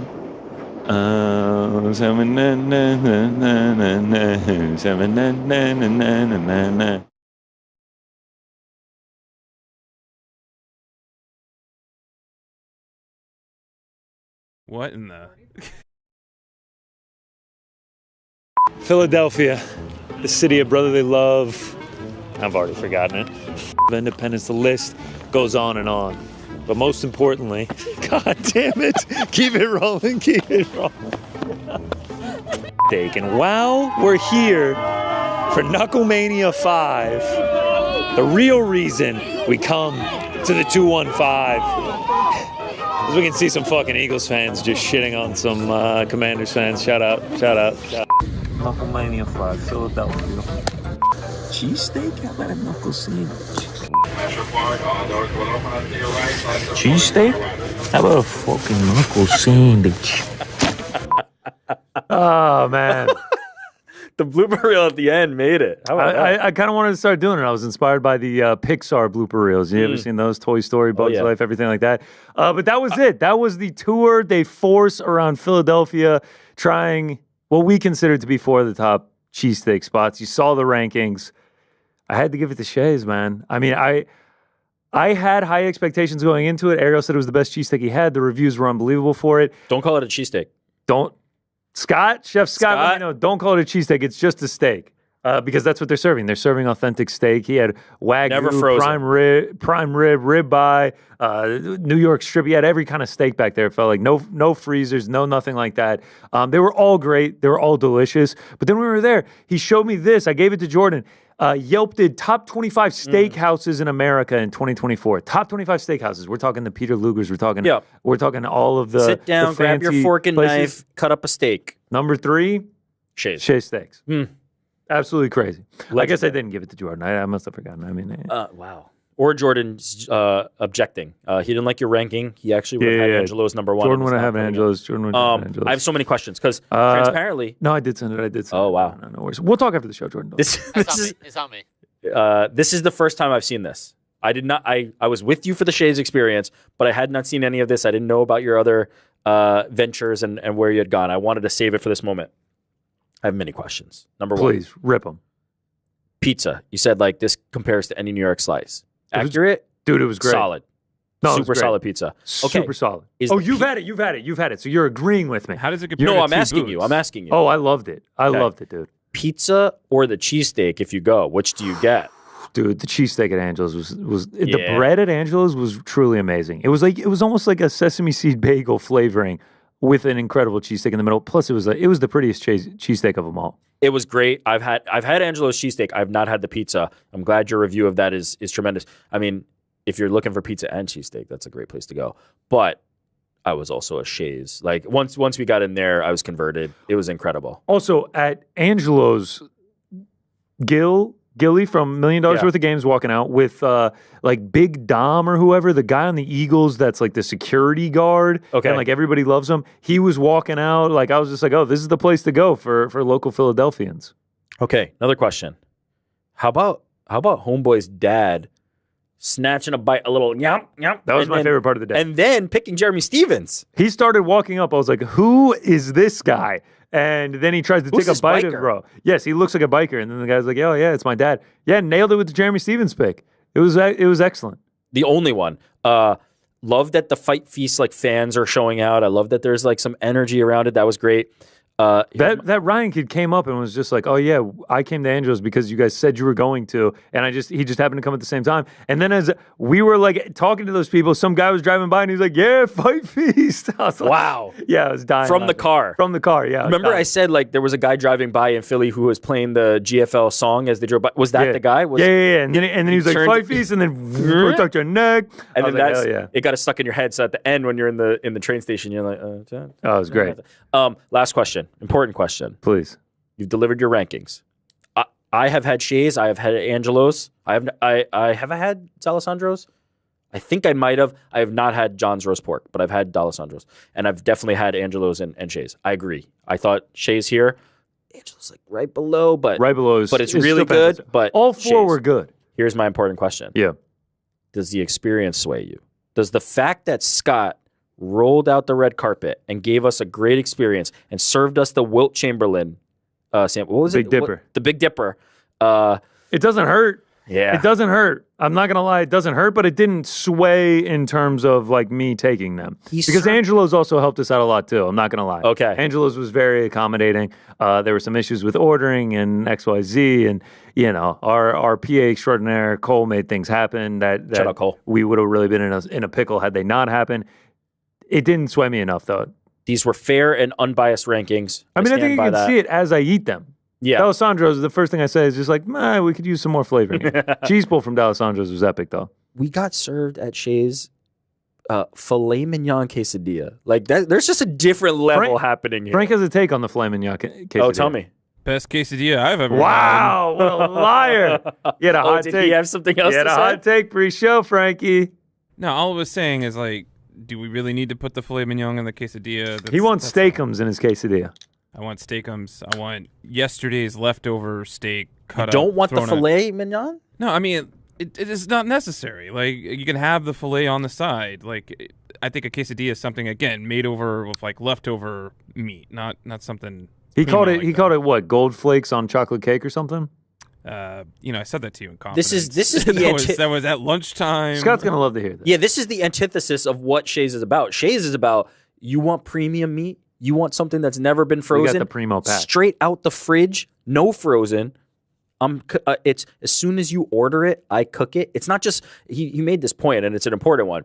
Like when you go to a grill or when you go to like a cheesesteak place or you go somewhere else, they've got the grill going and they're just cooking up the meat. They have it ready because they serve so many. It's just more efficient, right? You're just walking up, you get yours in 2 minutes because they've already got the grill ready. They throw the meat on, they throw the cheese on, and now you've had it.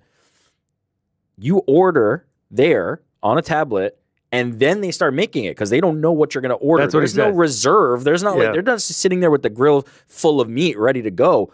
You make, I want the Wagyu. Oh, I want the filet mignon. Oh, I just want the prime rib. They will make it for you right on the spot. Cuts the meat in front of you, too. Cut it.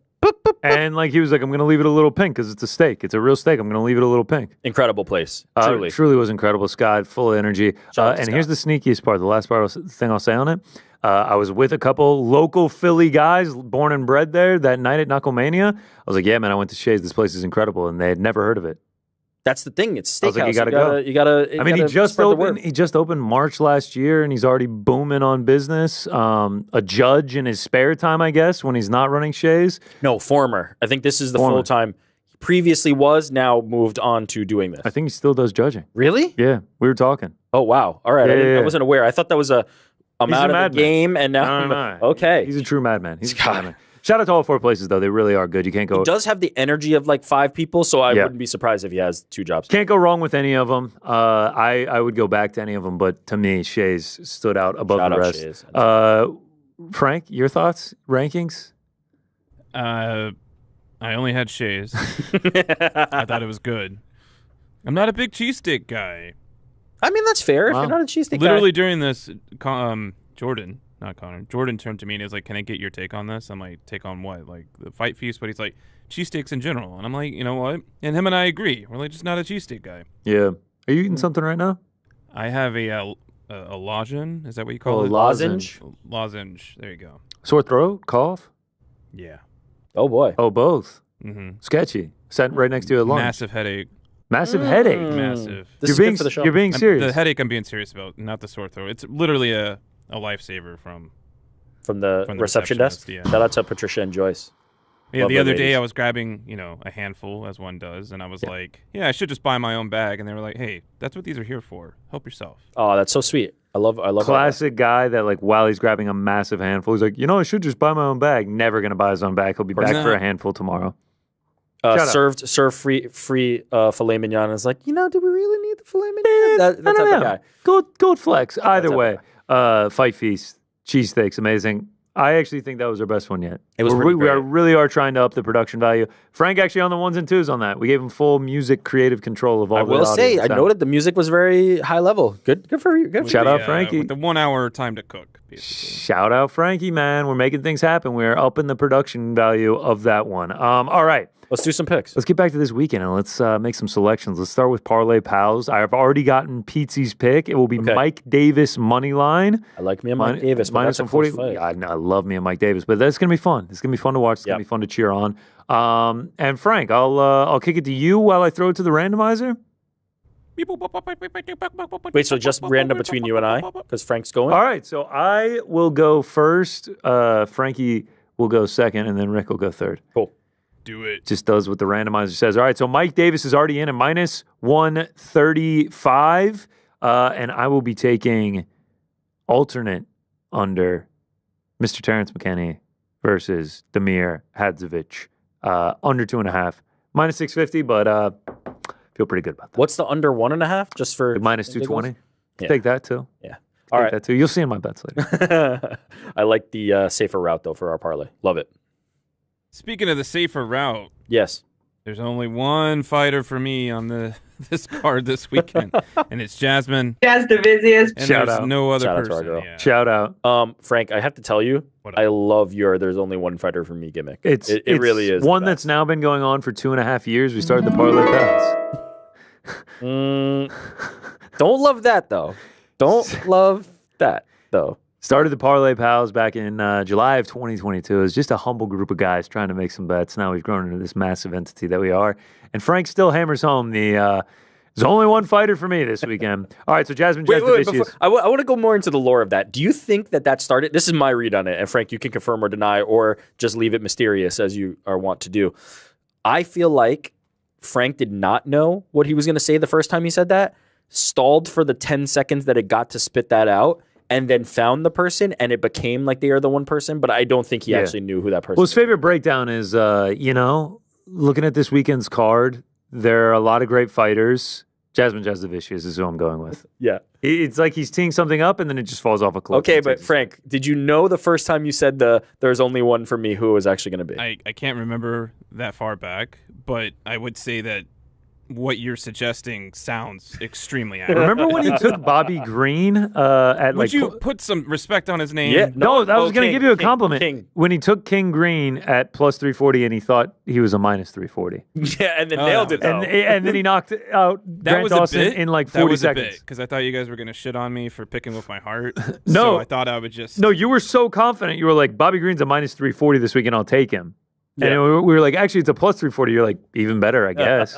He's going to knock him out in the first minute. And he did. And it happened. That was great. And it happened. All right, we are at plus 176. Jasmine Jasdavicius, Mike Davis, and McKinney Hadzovic under 2.5 so far. I'm going to take the GOAT, Gaziev. Give him to me. Shamil, minus 340. That gets us to plus 250 on the parlay here. Mike Davis, Jasmine Jasdavicius, McKinney Hadzovic under 2.5. And Mike Davis minus 142. Shaping up nicely. We got to get a win, boys. We're under 500. Still, we're in the green though. Still in the green, but we are under. In the black. We're in the black. We're in the black. But still under 500. All right, I'm sprinkled all over the place this weekend. We'll start with UFC Saudi Arabia.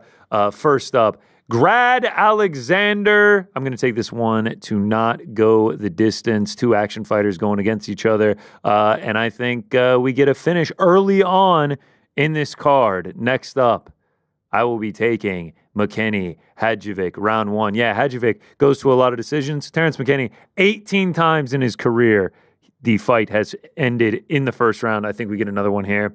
I'm addicted to betting this guy's unders. I don't know what to tell you. Next up, Lock Dog Saeed. Now, I know, like, Lock Dog, it was the famous flying knee came late in the fight, and then he goes to a decision against Ricky Simone. I still think he has unbelievable finishing capabilities, and so does Saeed. Saeed, like, goes to decisions every once in a while, and then he just guillotines someone in, like, 90 seconds. Yeah. I think both these dudes, I think it's going to be a war. I think it's going to be a really exciting fight. And I'm going to say, at minus 110, I'm willing to take a shot on the fight not going to a decision. Next up, Michael Venom Page. We talked about it earlier. At underdog odds, in what's going to be a mostly striking battle, I'm going to side with MVP, especially against a guy that, while he's looked good, he's had his moments, he hasn't had that one fight where I'm like, this guy is the real deal, Holyfield. It's going to take someone really talented to stop him. MVP, underdog odds, I will take that. Next up, the main event. of the evening. I'm going to take Israel Adesanya. Y'all must have forgot moment. Was having a lot of success against DDP, a very close fight up until the submission. I think he is still at a high level in the middleweight division, and I think he's just a step above Nassourdine Imavov. A couple parlays for you. Jasmine Jazz the Vicious, shout out. Parlayed with the McKinney Demir under 1.5. So now I have fight ends around 1, under 1.5. So ridiculously exposed on the under in that fight that it hurts, that when it goes to a decision, I'm just going to be all out of juice. He's been pretty reliable in that regard, though. Let's hope he continues to be reliable. Shout out to T-Rex. We're watching win, lose, or draw. Another one where I had the under 2.5, the Sergey Jarzinho under 2.5. Spelled Jarzinho, just butchered that one, mixed the I and the R, and then Izzy Imavov over 1.5. Between those two guys, I believe it's 20 straight or like 24 straight over 1.5. All 10 of Imavov's UFC fights have gone over the 1.5, and then I think it's 13 straight for Izzy. So I feel confident about that one. We roll over to the boxing. I'm taking David in this one. David Benavidez. I just think the experience, the skill, the power, I think he wins this fight and moves on to even bigger fights in the horizon. I like David Benavidez. This line has moved a little bit. I think people are betting up Benavidez. I think he's like a minus 200 now. But I like him to get it done. And then we go to the Royal Rumble in the women's. Now remember, guys, just remember, how do you bet on WWE offshore books? You know, I'm not saying to go do it. I'm just saying, you know, that's how the lines exist. That's how one would do it. The lines do exist out there, and I have predicted both the winner in men's and women's the last 3 consecutive years. No big deal. 6 for 6. Can we make it 8 for 8? Damn. I'm going to be taking Charlotte Flair to win. I can't really tell you why. I just watched a bunch of videos, and everyone's picking Charlotte Flair. Is she the odds-on favorite? She is the odds-on favorite. Okay. Charlotte Flair. There's my pick. And then the last pick of the day. Dun, dun, dun, dun. Dun, dun, dun, dun. Who is this? Is that Nicole? That's Mrs. On Air. Who? That'd be Jill. That's Jill? Dun, dun, dun, dun. How did we get this? Yeah, how did we get this from? sound? This is On Air Jordan's wife? Also, is this a loop or is she just done this? Your time is done. My time is now. John Cena, baby. He's back. You can't see him. I can't see him. The king is back. This is a control room war. Me and producer On Air Jordan, we took John Cena. Frank and Cam Op Nicole took CM Punk. It's a control room divided, but I think there's no John division Cena. here. Like, you guys just took your money, collectively lit it on fire. You took CM Punk plus 175. I watched you put in the bet this morning. Is Cena the shortest odds at 150? Okay, so but they're very close, 150 and 175. Some books have minus 110. I'm just trying to read the tea leaves here. I'm just trying to read the tea leaves. Anyone who are asking, how do you bet on WWE? Don't worry Because about it's that. scripted. They offer the lines. This is my special degenerate weekend as we do this and then straight into Super Bowl. It's just like, let's get the Genzo with it, if I'm being totally honest. Let's just get weird in the Genzo. Let's throw a couple pocket Genzo chains is around great. and just have a good time. I'll probably take some props too, if I'm being totally honest. Maybe a little anyone eliminated under 10 seconds. Might grab one of those, a most eliminations, to enter the Royal Rumble last. Like, you can do a lot of things. I hope you get John Cena in your draft pick so that you get to ride with that. How about this? You want to know about like how much you can bet on it? What will be higher? Total eliminations by Jacob Fatu or AJ Brown receptions at Super Bowl LIX? Like, you can get downright dirty 1-800-GAMBLER type stuff here. And for that reason, it's one of my favorite weekends of the year. Royal Rumble, can't wait. We've moved on too quickly. Jordan, explain this to me. So, was that a loop, or did Jill sit there recording that whole currently thing? on the phone with his wife. I think he made an error here. No, I need to know. I need to have answers. Let me know. I had texted her being like, "Do you know John Cena's intro music?" And that she sent me back like a 4-second clip. And so that was looping. Frank looped. And Okay. she has just texted me, had I known. And I don't know if I'm allowed to go home. So. All right, Jordan's in the doghouse. The control room is a nice place to sleep. Okay, but here's the thing. With your winnings from betting on John Cena, you can buy her something nice and make it all worth it. 100%. That's exactly what Get we'll her a without nice winning. gift. No, he's gonna have to explain we can't pay our mortgage because I just threw away money on John Cena. On Saturday, I'm gonna be wearing my biggest pair of jean shorts, and when that hits, it's gonna hit like crack through my TV on Saturday evening. I'm gonna call Jordan up. It's gonna be amazing. I'm gonna lay out my outfit like a kid before the first night of school on Friday night. Big jean shorts, baggy t-shirt, wristbands, hat. A style that even in 2005 wasn't that fashionable, and now in 2025, it is far less fashionable. And the fact that he was like 25 when he was wearing that, and now he's like 45 wearing it, it's the greatest thing of all time. The official outfit of two of the biggest stars in WWE history is jean shorts. I will say, all right, so I will say, the way Stone Cold Steve Austin rocked it was just way like different. It was like big thunder thighs with like nice fitting, and he rocked the vest and he did the beer slam and everything. John Cena is like big baggy jean shorts with like a t-shirt that like fits kind of weirdly, giant obnoxious wristbands, like an old school fitted hat, and then like basketball shoes with no socks. Like when he walked out on the Netflix Raw thing, I was just like, damn, we're still sticking to the jean shorts bit. This is sick. It's the costume. It'd be like if Kane came out without the mask and everything. You think I'm making fun of him? It's sick, and the knee pads too. Like I'm looking at him right now. I know. I mean, it's great. You're paying homage to a legend. A of the game. a legend of the game. I can't wait for Saturday. It's going to be hilarious, and me and Jordan are going to be on one. And Jill too. Jill's going to be there. Nah, nah, nah, nah. It's a control room divided, man. When that hits, it's going to be fantastic. We were talking about John Cena movies. And I don't know if anyone's seen it, but Tour de Pharmacy. I'm sorry, what? Tour de Pharmacy. Huh? Have you ever seen this? Tour de Pharmacy.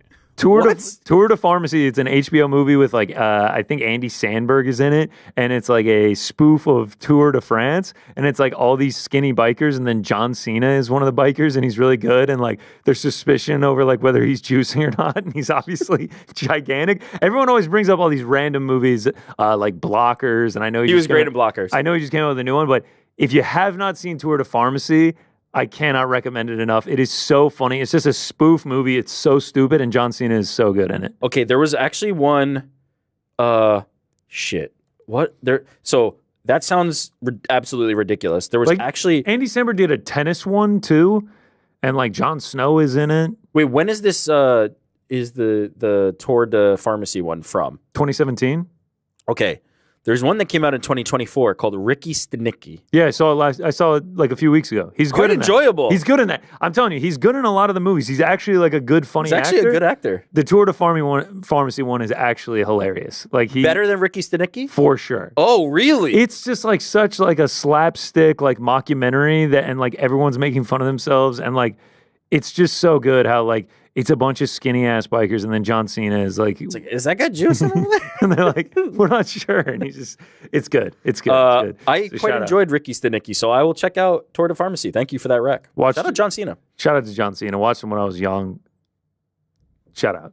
Yeah, legend. Can't see me. He's actually with us right now. Thanks so much for joining us, John. Classic. There he is. Classic. You can't see him. I feel.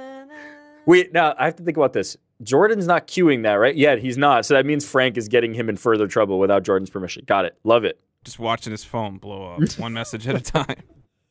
Oh, boy. It's good stuff. It's good stuff, man. Hey, this is going to be a great weekend. I love it. I really can't wait. This is going to be a great This Saturday, Uncrowned Day. Yeah. Shout out. Yeah, you can watch me and him on the post show on Saturday after That's right. We're UFC doing Saudi the post Arabia. Shout out. Shout out. All right, so that's the picks. Royal Rumble, boxing, UFC Saudi Arabia. We got everything covered. One last thing to do. Yeah.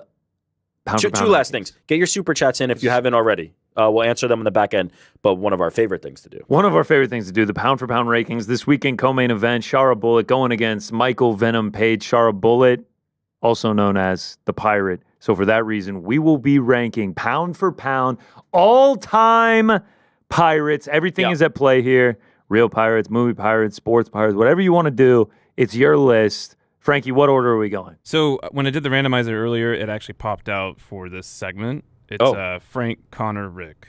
Sounds good to me, man. We have to respect the randomizer. Yeah, got to respect it. All right, so pretty easy list. We're doing pirates. I appreciate it. Coming at my number 5 is a character from Final Fantasy IX known as Zidane. Just a likable guy. He's actually a pirate that rides on an airship. And let's be honest, like I put this in here because I just wanted to let everyone know I'm a big Final Fantasy fan, and he's a pirate. Did you draw this? No, this is actually the original concept art from Got it. the artist. Yeah. Going to number 4, it wouldn't be a pound-for-pound list if it didn't need an explanation, but this one are press gangers, which is more of a concept than anything else. There is a band that I listen to almost weekly called the Murder City Devils, and they have a song called Press Gang, which is like a pirate-themed song, and I just love it so much. Listen to it all the time. So when we threw this out here, that was the first thing my mind went to. Okay. So real quick, a press ganger, impressment, crimping, shanghaiing, whatever you want to call it. It was literally how you would staff a boat, like a pirate boat. You would go and knock someone out at a bar or just keep serving them drinks until they were not able to think for themselves, drag them onto the ship, forge their signature on the like ship's log, and then legally they were bound to stay on that ship until it got to its destination, which is why they call it Shanghaiing, because this happened a lot to ships that were Shanghai-based or bound. So I always just thought that, like, you can't get more metal than that. Like, that's such the, like, coolest concept of, like, well, nobody is going to willingly be a pirate, right? So let's just force them to do it. And this was actually legal. Some of the, like, the British Navy did it for years, and it was only within, like, the last 100 years it was actually made officially illegal to do. So I thought that was cool. All right. Number 3. Yeah, 0 for 2. I haven't heard of either of these so far. Say it again. Just haven't heard of either of these so far. Number 3. Oh, we're going to number 3, which is Dread Pirate Roberts. I don't know if any of you have seen The Princess Bride. One of the greatest movies ever. Look at this guy. Look at him. Here's another cool thing about Dread Pirate Roberts. It's more of a concept as well. Nobody knows who Dread Pirate Roberts is at any given time. He basically can live his whole life, you know, robbing, pillaging, doing all these things. And then when he dies or decides to resign, he passes on the mask and the costume to somebody else. And that person becomes Dread Pirate Roberts. And those that are, you know, actually being victimized by his piracy don't know the better, right? Pretty cool. Princess Bride, one of the greatest movies. If you haven't seen it, you should. I'm a Princess Bride fan. Good movie. Okay, Good. shout out. Coming in at number 2 is a real-life pirate known as Kim.com. Obviously not his real name, but just look at this guy. Hanging out in front of the Benz, got the helicopter in the back, right? This dude actually is an internet activist that started megaupload.com in the early 2000s. And his whole excuse to every time he was being told, like, there's a lot of copywritten, like, stuff that's being served on your servers. He's like, look, I don't control what people put on my servers. They're going to do what they're going to do. This took several nations to actually work in cahoots with each other to bring him to justice, where he did serve some time in prison, had to pay a bunch of money, lost his whole empire, but I think he still had stored cash away somewhere where he's still filthy rich, right? But this idea of information should be free, he tried to be, you know, the bringer of this and try to get people to do that sort of stuff. I, myself, used to follow this kind of scene, like the piratebay.org, Mega Upload. Don't get yourself in trouble, friend. Yeah, all of which I just enjoyed from a distance by reading about it online. So that was pretty cool. And then coming in at number 1 are my favorite pirates of all time, and that is the Pirates of the Silicon Valley. So what you're going to see here is a poster from a made-for-television movie called Pirates of the Silicon Valley, where it exposes Bill Gates and Steve Jobs for their piracy ways back in the 70s, starting in the late 60s, where these individuals started an entire industry and empire based on some, like, very basic piracy. Like, ultimately, Bill Gates was able to sell IBM on the concept of a disk operating system, and they bought it before he even owned any of it. So it was kind of just like a nice bluff that worked out for him. And then Steve Jobs and Apple are notorious for taking the graphic user interface and the concept of the mouse from a Xerox R&D department and then marketing it as their own. So they came under a lot of scrutiny. Pirates of the Silicon Valley is actually a movie that was based on a book that really exposes this. But it was almost like a sense of pride in that community. Like, they knew they were all doing it, but it was like one-ing up each other, like who can actually bring something to market that doesn't necessarily belong to them. So in total, that's my pound-for-pound list of pirates. What you got, Connor? Wait, before we move on, can I just ask one question? Great list. One question. Great list. The fact that you're that you're ooping it up to me, I feel so confident and so concrete in this list that I'm about to just take it like Shaquille O'Neal and just jam this thing down. No, I got the tongue sticking out the mouth. Like I'm about to. My list is going to I feel good about my list, I feel Connor. great about my list. I feel good about my list. I actually feel even better about my list after Craig, that list. I understand the last one, but wouldn't the pirate be Steve Jobs or get like? I didn't want to have the movie is not the pirate. I didn't want to write on there Steve Jobs. Why? Because they are the pirates. Before, if you are, it was their whole entourage. Like we've got it was the people that they were with. It wasn't just them. All right. Okay. Steve Ballmer, Paul Avery. Make them the pirates. It's the usual suspects. All right, here we go. My list. Connor, it's your turn. Number 5. Let's kick it off.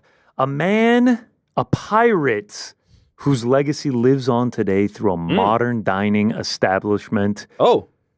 Someone thought, fast food? It isn't sloppy enough. Let's make it seafood. And thus, Long John Silver's was born, named after the famous pirate Long John Silver. There he is. An absolute bloke of a man. If you've never had lobster bite tail pack with a side of clan strips, sir, you have never lived. I can promise you that much. Long John Silver, one of the most legendary pirates known to man. His legacy lives on today through a fast dining seafood restaurant. Hit the drive-thru, you'll be thinking of that legendary pirate Long John Silver. Next up. Have you been? Have I been to a Long John Silver's? Yeah, it's not like super popular up here, I have to tell you. It's not it's not actually good, but I've been before. I didn't know he was a pirate. Oh, because there was Captain D's. That was like their competitor, right? Was he also a pirate? And what do you know about Captain D? Nothing, because Long John Silver took him out. No one comes to the king. You come for the king, you best not miss. Number 4, he's synonymous with our childhood if you're around my age. He's synonymous with pretty much any childhood post-2000. The man that brought in the living legend that is SpongeBob, and I am discussing Painty the Pirate. Oh, wow. A picture to remind you, who lives on a pineapple? You know, the guy who sings, Are You Ready, Kids? Song, yeah. Absolute legend, this man, Painty the Pirate, is. There is no pirate lore without Painty the Pirate. Number 3, 3-time All-Pro. Oh. Super Bowl champ. Oh. All-time bruising back. Put the neck pad in and lower the shoulder, baby. I'm talking about Mike Allstott, Tampa Bay Buccaneer. Can we get the picture up? Can we get the neck roll? Look at that with the creamsicle jerseys on, number 40. That's the last man you want hitting the hole, baby. That's the last. You don't want to see that coming down the tracks, baby. Mike Allstott, all-time Buccaneer, all-time Pirate. Just all-time football guy. Look at that neck roll. You don't get neck rolls like that anymore. You don't get the extra-large shoulder pads on an extra-large man. Mike Allstott, the big 4-0, Super Bowl champs 2002, coached by John Gruden. Hell of a duo. I think you have to explain, though, the reason this makes the list is because the Buccaneers are pirates. Correct, yeah. And he is playing for the Buc. Well, right, no, it's not exactly Tampa Bay Buccaneers, Mike Allstott Buccaneers are pirates. There's a giant pirate ship in their stadium. There we go. There it is. Mike Allstott. 3-time All-Pro. Shout out to Allstott. Super Bowl champ.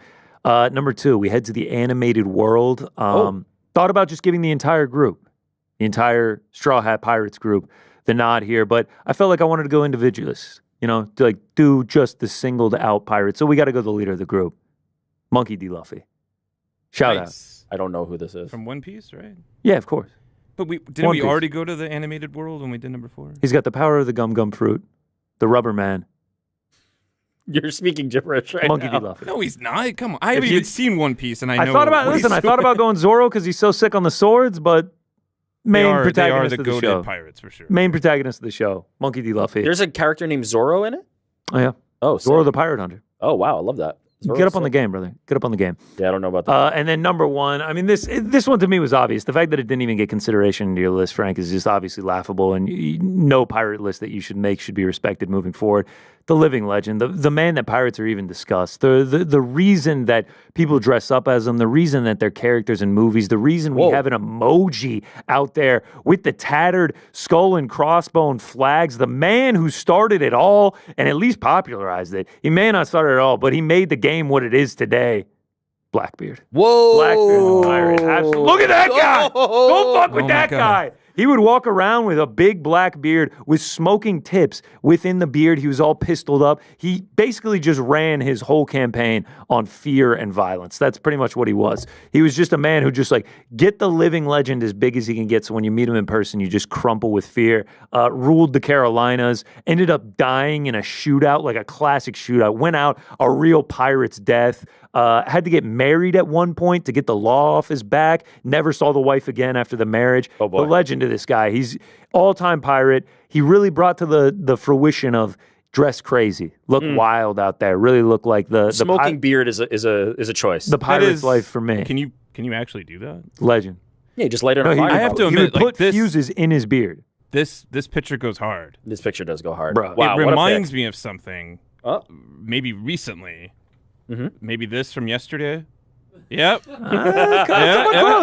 Somewhat close. It was the first thing when it came up on the screen. I was like, "Do we have the picture from yesterday?" This is the same thing. I'm not gonna lie. If I was Blackbeard, I wouldn't be involved in the issues You just I'm need involved this in right now. smoking beard. For anybody this. for anybody that's seeing this and for audio listeners, let me describe this for you. So we had a moment yesterday where we were all giggling, having a good old time, giggle fest, and we're laughing about something. We cut to that camera that has me, PT, Ariel, and Connor, and Connor's got the PTSD shell shock 1,000-yard stare of all 1,000-yard stares, like our boy Blackbeard here, and it was quite a jarring moment for us all. We all, in the moment, kind of recognized, like, holy shit, Connor's not with us right now. What just happened? And then we found out later that you were preoccupied with another thought. Yeah, I'm just dealing something with my apartment complex. It's a whole ordeal. It's been going on for like a month right now. It's a he said, she said. I mean, I've got concrete evidence. It's a very, very long story. It's been a whole saga. But I had literally just received an email that I had read that made me borderline irate, and that's what Blood you saw red there. mad. Blood red mad. Yeah, it's a whole thing, but we don't need to get into the semantics of it all. So that's the list. That's the list. Top 5. Very proud of this one. This might have been the most fun I've had doing it. I don't want to be too confident. I don't want to be too cocky. My list is like I can't wait to hear it. My list is pretty great. All right, we're gonna start off at number 5. We're gonna keep these. Here's how we go. These are gonna build. Because we're gonna start feel good. We're starting like, you don't think, when you think of pirates, you don't think like, that's who I want to hang out with. You think more of the Blackbeard. You think of what you're bringing, where it's like, no, this dude's a bad mother effer. But we're gonna start nice. Number 5, Steve the Pirate. Steve the Pirate, legend of the movie Dodgeball. If you haven't seen it, oh, there he is. Played by the great Alan Tudyk, by the way, who's a tremendous actor, voice actor, incredible. He's the heart of the story. He's the heart of the team. You could not get a more loyal friend. If you are on a pirate ship, you want Steve the Pirate with you, because he will make sure that you get to your destination and you'll have a great time along the way. Shout out Steve the Pirate, one of my favorite characters. Love Steve the Pirate. Number 4, this one's easy. When we're talking about pirates, you just want the goats, right? You talked about Blackbeard. You're like, he kind of like started the thing. You want the goats when you talk about pirates. And there's no bigger goat that's a pirate than my boy Barry Bonds. Shout out to the boy. Are we just doing an R for every single one of my selections? It's also like kind of a sexual R. Sultry. There were no other R's for anybody else. Okay, I'm keeping a note. Barry Bonds, I mean, the most feared hitter in baseball history. Think what you will of his Nah, he was juicing. Let's just say it. He was juicing. These things? He was juicing, but I'm cool with it, honestly. The most feared hitter in baseball. I will never ever shake the idea of, when there was a time when in the early 2010s, I want to say, where Barry Bonds is up at bat and it's bases loaded and you're walking in a run because you don't want to have a grand slam hit. I want to say it was like 2004 or something. He had like a 609 on base percentage. Yeah. It was the record that still stands to this day, but it was just like 60% of the time the dude was getting on base because you were either walking him or he was just nuking one. Yeah. And if you want to say Giants, dude was also on the Pirates for 6 years and won 2 MVPs. Well, there's a lot of people that would make the argument, and I'm not as big a baseball fan, so baseball fans would probably know this better, but there were a lot of people who were basically like, the shame of Barry Bonds' career is that he was already Hall of Fame 2 MVPs. Player before this era of juice ball, but like, let's be real, like this was the game at that time. And Bro won 7 MVPs in his career. Yeah. That's unreal. They were all on it, and he was just on it, and he was better than them. Shout out Barry Bonds. Legit, like, the most feared guy who could have ever I used stepped to be a such plate. a Barry Bonds fan. Every time he would come to Atlanta on the Giants, I would go and sit in left field. Yeah, shout out Barry. All right, number 3, easy one here for me. Can't believe you guys didn't have him. Kind of the iconic pirate of our generation, Captain Jack Sparrow. Yeah, had to be there. So I guess these are just for me. Respect. Charismatic, the survival instincts, the ultimate pirate. There's other more feared pirates, but he beats them, right? I believe there was even a movie where he goes up against Blackbeard, and our boy Jack comes out victorious. He is fictitious. Blackbeard may have also not been real. The fictitious stories of him. Well, he was real. I just don't think he was. What people say he was. What people say. Captain Jack Sparrow. If you don't love Captain Jack, I mean, we're not on the same page. But Never seen one of those movies. For real. For real. They're pretty good, especially. I mean, the first one, but definitely get a look. They're all actually I've pretty started decent. the first one 2 or 3 times. I'm like, yeah, I get it. All right, so you're not with me. You're not with me. Okay, number 2, another iconic one, Captain Hook. Captain Hook. I have to have him here, and here's the important part. And there's a theme to my list because like I'm not picking like a pirate theme. Yeah, but beyond that, Frank. Well, I mean, I thought your list had a pirate theme, but then we had a theme song and a movie and not actual pirates on it. So the pirate theme, but also the theme of I'm not picking like the I'm not picking like the intimidating, like gnarly, mean pirates. I'm not picking the evildoers. I'm picking the guys that are good. And here's why that's important for me to say. We think of Captain Hook as actually the villain of the film, but if I ask you, let me just lay out something here for you. Let me present something. Let me submit to evidence. Peter Pan, old Petey, snatching kids out of their bedrooms. Favorite pastime of yours? I can neither confirm nor deny. Snatching kids out of their bedrooms and bringing them to Never Never Land because he does not want them to grow up. Pretty much like tormenting and torturing the Lost Boys. And if they get to a certain age where they're getting too old, knocking them off, unfortunately. Chopped off Captain Hook's hand for no good reason, just for allegedly, just for a giggle, just for fun. I would argue that Captain Hook, who is pursuing this deviant demon named Peter Pan, is actually the hero of our story. He is the one that we should be rooting for in this tale, not that devious, devilish Peter Pan. Captain Hook, the hero of that tale. The movie Hook, he is definitely, I think, the protagonist. He is the protagonist. Yeah, he's like the fatherly, figure that Peter Pan couldn't be. He's not trying to hunt down the Lost Boys. He's only trying to hunt down Peter Pan because he deserves to be hunted down. Down with Peter Pan and up with Captain Hook, definitively. And if anybody Shout disagrees, out to Dustin Hoffman as well. And Dustin Hoffman, I think was great. they cast him because he is actually a pirate. Yeah. Okay. Number 1. This when I arrived at this, I was like, this is it. And I can't wait to hear this. And the reason it's number 1 is because he is the one, and that's Neo. Neo, the number 1 pirate. The Matrix's Neo, who in his regular life inside the Matrix is a hacker pirate. Oh, no, this is bullshit. No. Is it bullshit, Frank? Is it bullshit? You did like, a whole I bunch bring of up Silicon Valley pirates shit. that have movies about them, and he's like, oh, this doesn't work. Now we're getting so meta. Like, you know what? How's that meta? I picked an actual pirate. You're picking a movie about pirates. That's not a pirate. Also, I don't think it's meta. I think it's Matrix, Frank. oh, my bad. Yeah. I want to just read a line here. This is from the interrogation scene with Agent Smith. Neo, in his active role as a hacker and a pirate, guilty of virtually every computer crime we have a law for. This is the great ultimate hacker and pirate. He's digging deep, Frankie. I like this. And then, as we know, he frees us from the false reality and frees humanity and is the one. Could not be anybody but number 1, the one. Wait, Neo from the I Matrix. do need to. I'm sorry. Yeah, the please. point of pound for pound. Look, I feel like what you're saying about hackers and hacking culture is slanderous. The hackers are not pirates. Those are two. No, he's a pirate things. as well. No, like the freedom of information is not the same as stealing copyrighted info. No, I would encourage you actually to look back at the Matrix and recognize that what he was doing was stealing software and then selling it as the literal definition of piracy is online.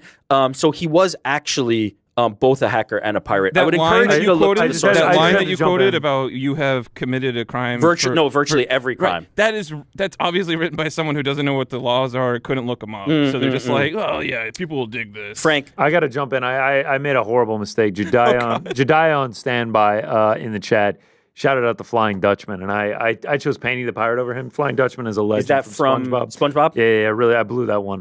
Yeah, Frank. So Isn't it the name of the ship? Is the Flying Dutchman not the actual? No. The Flying Dutchman is the green guy, the ghost. Yeah, I blew Jordan, you were wrong. I blew it. I believe in Captain history, T is though, there also was a a ship called the Flying Dutchman. Yeah, I know, but I blew that one. I really blew it. Frank, I would encourage you to check the source material. I anticipated that some of that pushback and the confusion of hacker and pirate. All right, I was pretty specific in making sure that he also engaged in piracy. Because you came with the receipts, is what you're trying to say. And he engaged with everything because he was the greatest virtual hacker and pirate that the world has ever known. And then he's actually the savior of humanity. So, other than that, didn't do much in his life. All right. Any honorable mentions that you left off the list? I wanted to, like Frank, go into the world of like piracy and thinking about like that. Like I thought about Kim.com. I thought about Sean Fanning and Sean Parker, the founding duo of Napster, and going that direction. But then I dug a little deeper. I thought about Black Hat. There's a great movie that came out with Chris Hemsworth, Liam Hemsworth. Yeah. Which one? Chris. But again, hacking, not piracy. Again, hacking, not piracy. So I had to dig deeper, and I had to find an actual pirate. And I found one. I found the one. Also, I just wanted to shout this out. This is a real life one. There is a gentleman who I believe did 3 years of jail time named Joshua Strait, a Minnesota man who pirated sports games from MLB, NBA, like all the top sports leagues. And then, so after doing that and making money doing that, he then tried to extort the MLB for $150,000 by telling them, I'm going to publicly expose this flaw if you don't pay me. And then he got arrested and served some jail time on that. But I just appreciate the balls of this man to have figured this out, pirated this material, and then be like, maybe break me off 150K so I don't have to tell everybody. And then he got arrested. Speaking of that. Calico Jack? That's a good one, yeah. I had 2 runner-ups. Yeah. Again, more of a concept, but Pirate's Booty, the snack. Oh my God! I feel like that because you feel like a fucking pirate while you're eating it. So like, in that way, we're all consumers. So we're all pirates. Okay. We're all pirates. The part about the like pound for pound pirates list that I feel like we just have to like get a little bit of a stronger grasp on is like the pirate part. Not the like pirate theme song, not the pirate movie, not the pirate delicious snack. Yeah, because he's a pirate, Frank. Not once did I hear him say "R" in that movie. Have you ever heard press did Kim.com walk around saying R? I think he did. Oh, you know that the people in his entourage Bill were like, Gates Kim, tell us a pirate joke. and homeboys are just walking around going R. Maybe because of the recent events. My other runner-up was Ross Ulbricht. For those who don't know, he was the alleged creator of the Silk Road, and he actually went by his screen name was Dread Pirate Roberts. He just got a full pardon last week. Oh, shout out! Where he was serving multiple life sentences for his involvement with the Silk Road. So shout out for real. Didn't make the pound for pound list because I don't advocate what he was doing. It feels like you're advocating. Yeah, it sounds like it. You know what? No, but it's relevant. Let's move on. Yeah, I mean, speaking of that, maybe a little stream. What was that? No, don't say those. Don't say those out loud. We don't talk about those. Yeah, I feel good. I feel real good. I like mine, actually. I love your list. I actually really like mine. All the way up until number 1. No, I think you wrote it knowing this is going to trigger Frank. Because I knew that you would go. Well, actually, I knew you'd press up your glasses like this. You take your index finger and you press it up like this and be like, "Well, actually, he's only a hacker." Guess what? I thought of that. He's actually a pirate. Jordan messed up my list. I have to say, put Patchy the pirate. I actually had Painty the pirate. I should have had Flying Dutchman. Didn't he put Painty? He almost put Dead Pirate Roberts for mine. So on the version that was just your list, I do think he put Painty. I remember seeing that. No Roberto Clemente on anyone's list. I mean, I took Barry. Come on. Yeah. Speaking of pirates, Doc Ellis. Do you guys know Doc Ellis? Oh yeah, of course. Oh yeah. LSD. Accidentally took LSD on a day. He was the starting pitcher. Wait, was it accidental? I thought it was. I thought it was intentional. He intentionally took the LSD, not knowing he was going to pitch that day. Yeah. Well, we got you on here, Jordan. How you feeling about the John Cena bet? I'm waiting for Frank. Dun, dun, dun, dun. Yeah. Frank's preoccupied trying to Google if Neo actually. I'm actually starting a hate thread against you on Reddit piracy, right now. in piracy. I can assure you, he did. All right, that's it. Pound for pound rankings, Pirates edition. That felt good. Captain Morgan. That's a pretty good one. I did say that to Rick earlier. I was like, oh. Okay, here's the thing about Morgan. Captain Morgan. Actually, by the way, Andy had some fantastic suggestions. There were some female pirates. Hold on, let me look this up. Also, Captain Crunch? Nobody? God Come on, guys. Great call, Come on Andy. now. Is he a pirate? Yeah, he's a pirate. I thought God, he was that's a a great captain. one. I mean, I'm looking at the chat right now. Demigod Starflux GC won. Starboy Finesse GC absolutely won. GC dominated this. Holy shit! I don't can't believe this. Mercy GC, Mercy. This is crazy. Okay, so this did not GC won this We one. skipped the one. Michael, Frank GC actually wins did the this list. week. Everyone else had a loophole. Look at What me, was I'm- my loophole? Look at me, I'm the captain now. Are they the best? They did end up getting caught on that one. Captain Phillips, shout out. Yeah, Captain Crunch, I blew it. Guys, no Barbosa?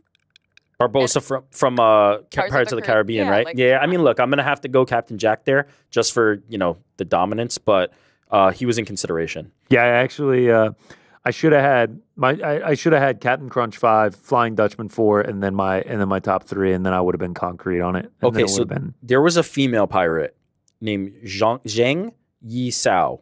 okay. It went as Qing Shi.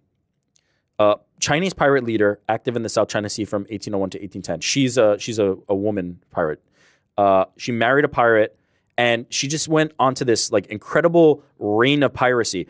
Her fleet was composed of 400 junks between 40,000 and 60,000 pirates in 1805.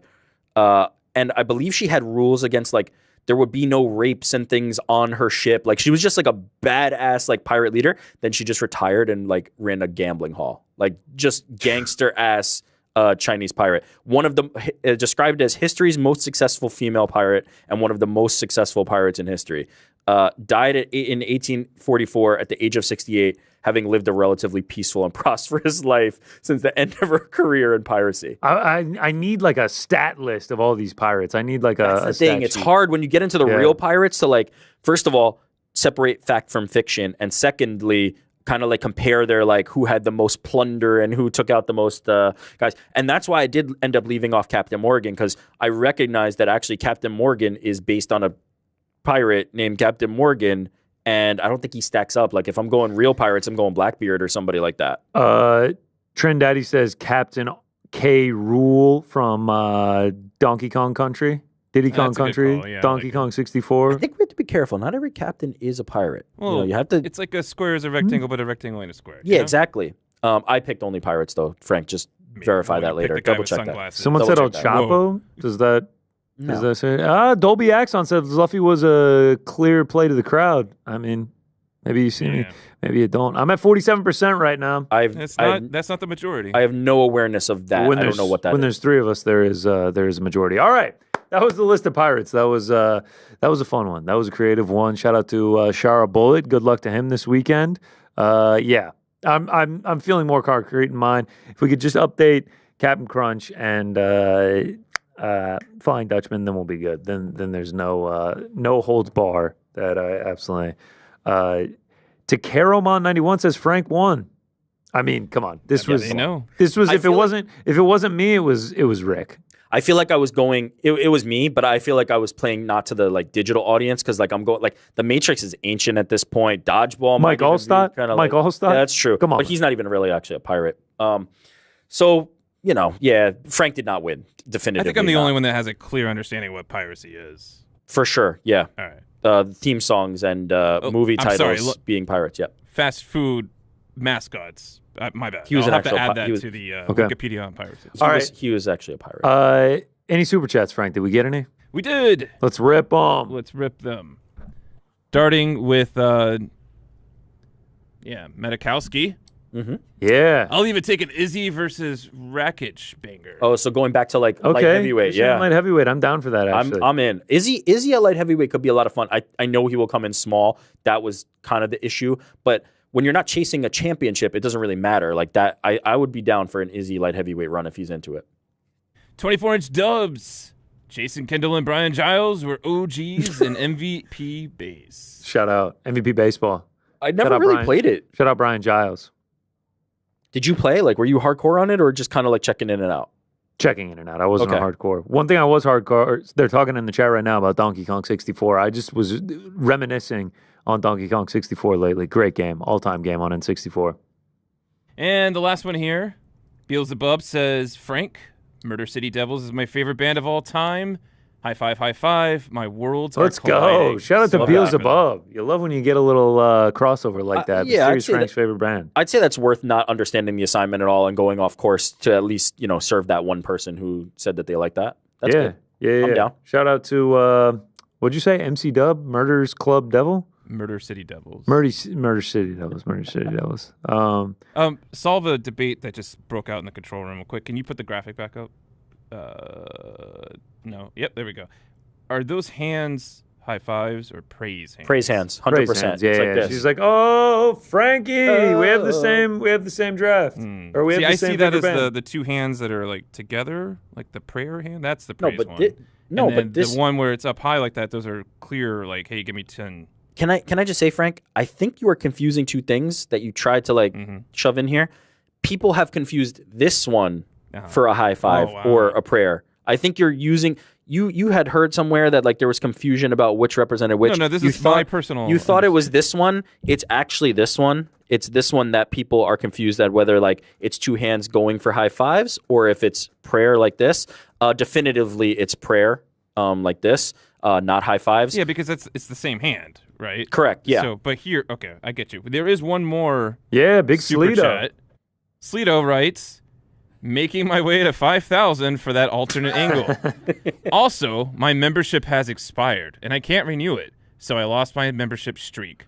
OGs know that I was here since day one, though. Shout We out. actually do know you've been here since day one, Sleeto. Shout out to you, brother. You are always here. We appreciate you more than you know. I would recommend, I don't know if you could do this, it's like how Instagram users, when they lose their account, like go and add, like, well, I used to have an account that had 3 billion people, right? Yeah. Maybe Sleeto, you could change your username to say Sleeto used to have the membership streak. Correct. That's my suggestion.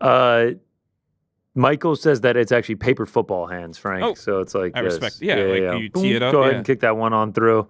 1% Zombie. Oh, we're talking about N64 games in the chat. He says 007 GoldenEye is the best for N64. Shout out. We're going to have to do an N64 pound for pound one day. I'm a big 64 guy. Love 64. That was we were talking about one time on the nose about like what was that Christmas thing for you? The N64 Christmas present was one of the ones I'll never forget. I was begging. I thought I wasn't going to get it, and I got it. Mine was GameCube. Woke up Christmas morning. Super Mario Sunshine Silver GameCube. Shout out, all timer. All right. Well, one more thing before we go. Yeah. Just to circle back to the beginning of the show, we touched on the recent comments by Bryce Mitchell. The event in Saudi Arabia right now is ongoing. Dana White responded about Bryce Mitchell. So interesting. This is having a tweet via Aaron Bronstetter. I don't shit, know here if we this go. was Shout out Aaron Bronstetter. given directly to him or if this was said publicly. But here's Dana White's response. I've heard a lot of dumb, ignorant shit in my day, but this one's probably the worst. When you talk about Hitler, who's responsible for the death of 6 million Jews, and he tried to completely eliminate a race of people. World War II was the deadliest war in history. 15 million military deaths, 45 million civilians, and 25 million soldiers were killed in World War II. Second of all, Hitler is one of the most disgusting and evil human beings to walk the face of the earth, and anyone that even tries to take an opposing position is a moron. That's the problem with the internet and social media. You provide a platform for a lot of dumb, ignorant people. We've obviously reached out to Bryce, and when we read what he said and let him know what we feel about it, we are beyond disgusted. For those of you who don't know what's going on, good, you're lucky. For those that do, that's what I've got to say about it. So, Dana White taking a pretty strong condemnation about what he said. I would wonder if there will be repercussions of it or whether it's just like, we don't agree with what he said and this is that. But I am at least happy to see that there was an immediate condemnation of what was said by Bryce Mitchell, because I do wonder how far this freedom of speech within the UFC's walls and employment goes. Dana White saying definitively we do not agree with, he is coming out pretty forcefully and saying these comments were stupid and disgusting. They feel strongly about it. Let's see what that turns into. I feel like that's the strongest we've ever seen Dana White go on something like this, at least in recent years. Oh, here we go. Sorry, there's a secondary follow-up. We're actually going to find out. So another transcription provided by Aaron Brodstetter. White, when asked by Oscar Willis if Mitchell will face, shout out to Oscar of the Mac Life, who's there on site, if Mitchell will face any sort of penalty for his actions. That's what everybody wants to hear about, punishment. It's free speech. I don't have to love it. You don't have to love it. Continuing, that's the beautiful thing about this business. For all of you who hate Bryce Mitchell, you get to see him hopefully get his ass whooped on global television. What do you want me to say about it? You know where I am with free speech. We're disgusted by it. He's probably one of the dumbest human beings. Let's not forget that this is a guy who took a drill through his nutsack and had to reverse it and peel the drill out the back. That's the level of stupid we're talking about, and I could probably go on for 10 minutes talking about how dumb Bryce Mitchell is. So suffice it to say, like, yes, there is a condemnation of what he said, as there should be, and expect that, and that's good, but there will be no repercussions. So the continuation of this is on. Like, I don't know what, if I'm Bryce Mitchell and I don't face any actual penalty for it, if I walk out on the mic and say something similar, the message that has been sent to me is, you can say it, but we just don't agree with you and we'll call you dumb. So we'll see. You also have to think that Bryce Mitchell probably respects Dana White and respects his opinion. I wonder if it'll make him rethink things when Dana White is being like, might be the dumbest human being on earth. I imagine that many people have told Bryce Mitchell that the things he says are dumb, and I don't know if that will impact him. Yeah. I guess we'll just see what happens. I mean, maybe this makes Bryce Mitchell, if he goes on a losing streak, that much more on the chopping block. Sure, you certainly, as I said, like, this could potentially down the line affect money, and I don't know if the UFC is like, if Bryce Mitchell is not a top fighter and starts to hit a skid, I don't imagine that they're dying to have somebody who would say something like this part of the company. But it seems like for now there will be no like repercussion from a UFC enforcement perspective, and just Dana White saying. I mean, we've seen with guys like Muhammad Makhachev, like they don't need too big of an excuse to cut people. Yeah. So we'll see what happens. We'll see what happens. Very interesting, though, to see that from Dana White. I honestly didn't expect him to even say that much. I thought he was just going to say that one paragraph where he's just like, free speech is free speech. Yeah. You know exactly how I feel on it. All right. So we'll monitor that as that goes along. We shall see. But I think that does it for us. Yes. UFC Saudi, Royal Rumble, Morel Benavidez. Uncrowned. Versus Shields. Uncrowned. Pound for pound pirates. Fight Feast Philadelphia. Picks, bets. We did it all. 2 hours and 15 minutes in the can. We'll see you next week. UFC 312. Watch the crack tomorrow. Watch the post show on Saturday. Till then, we're out.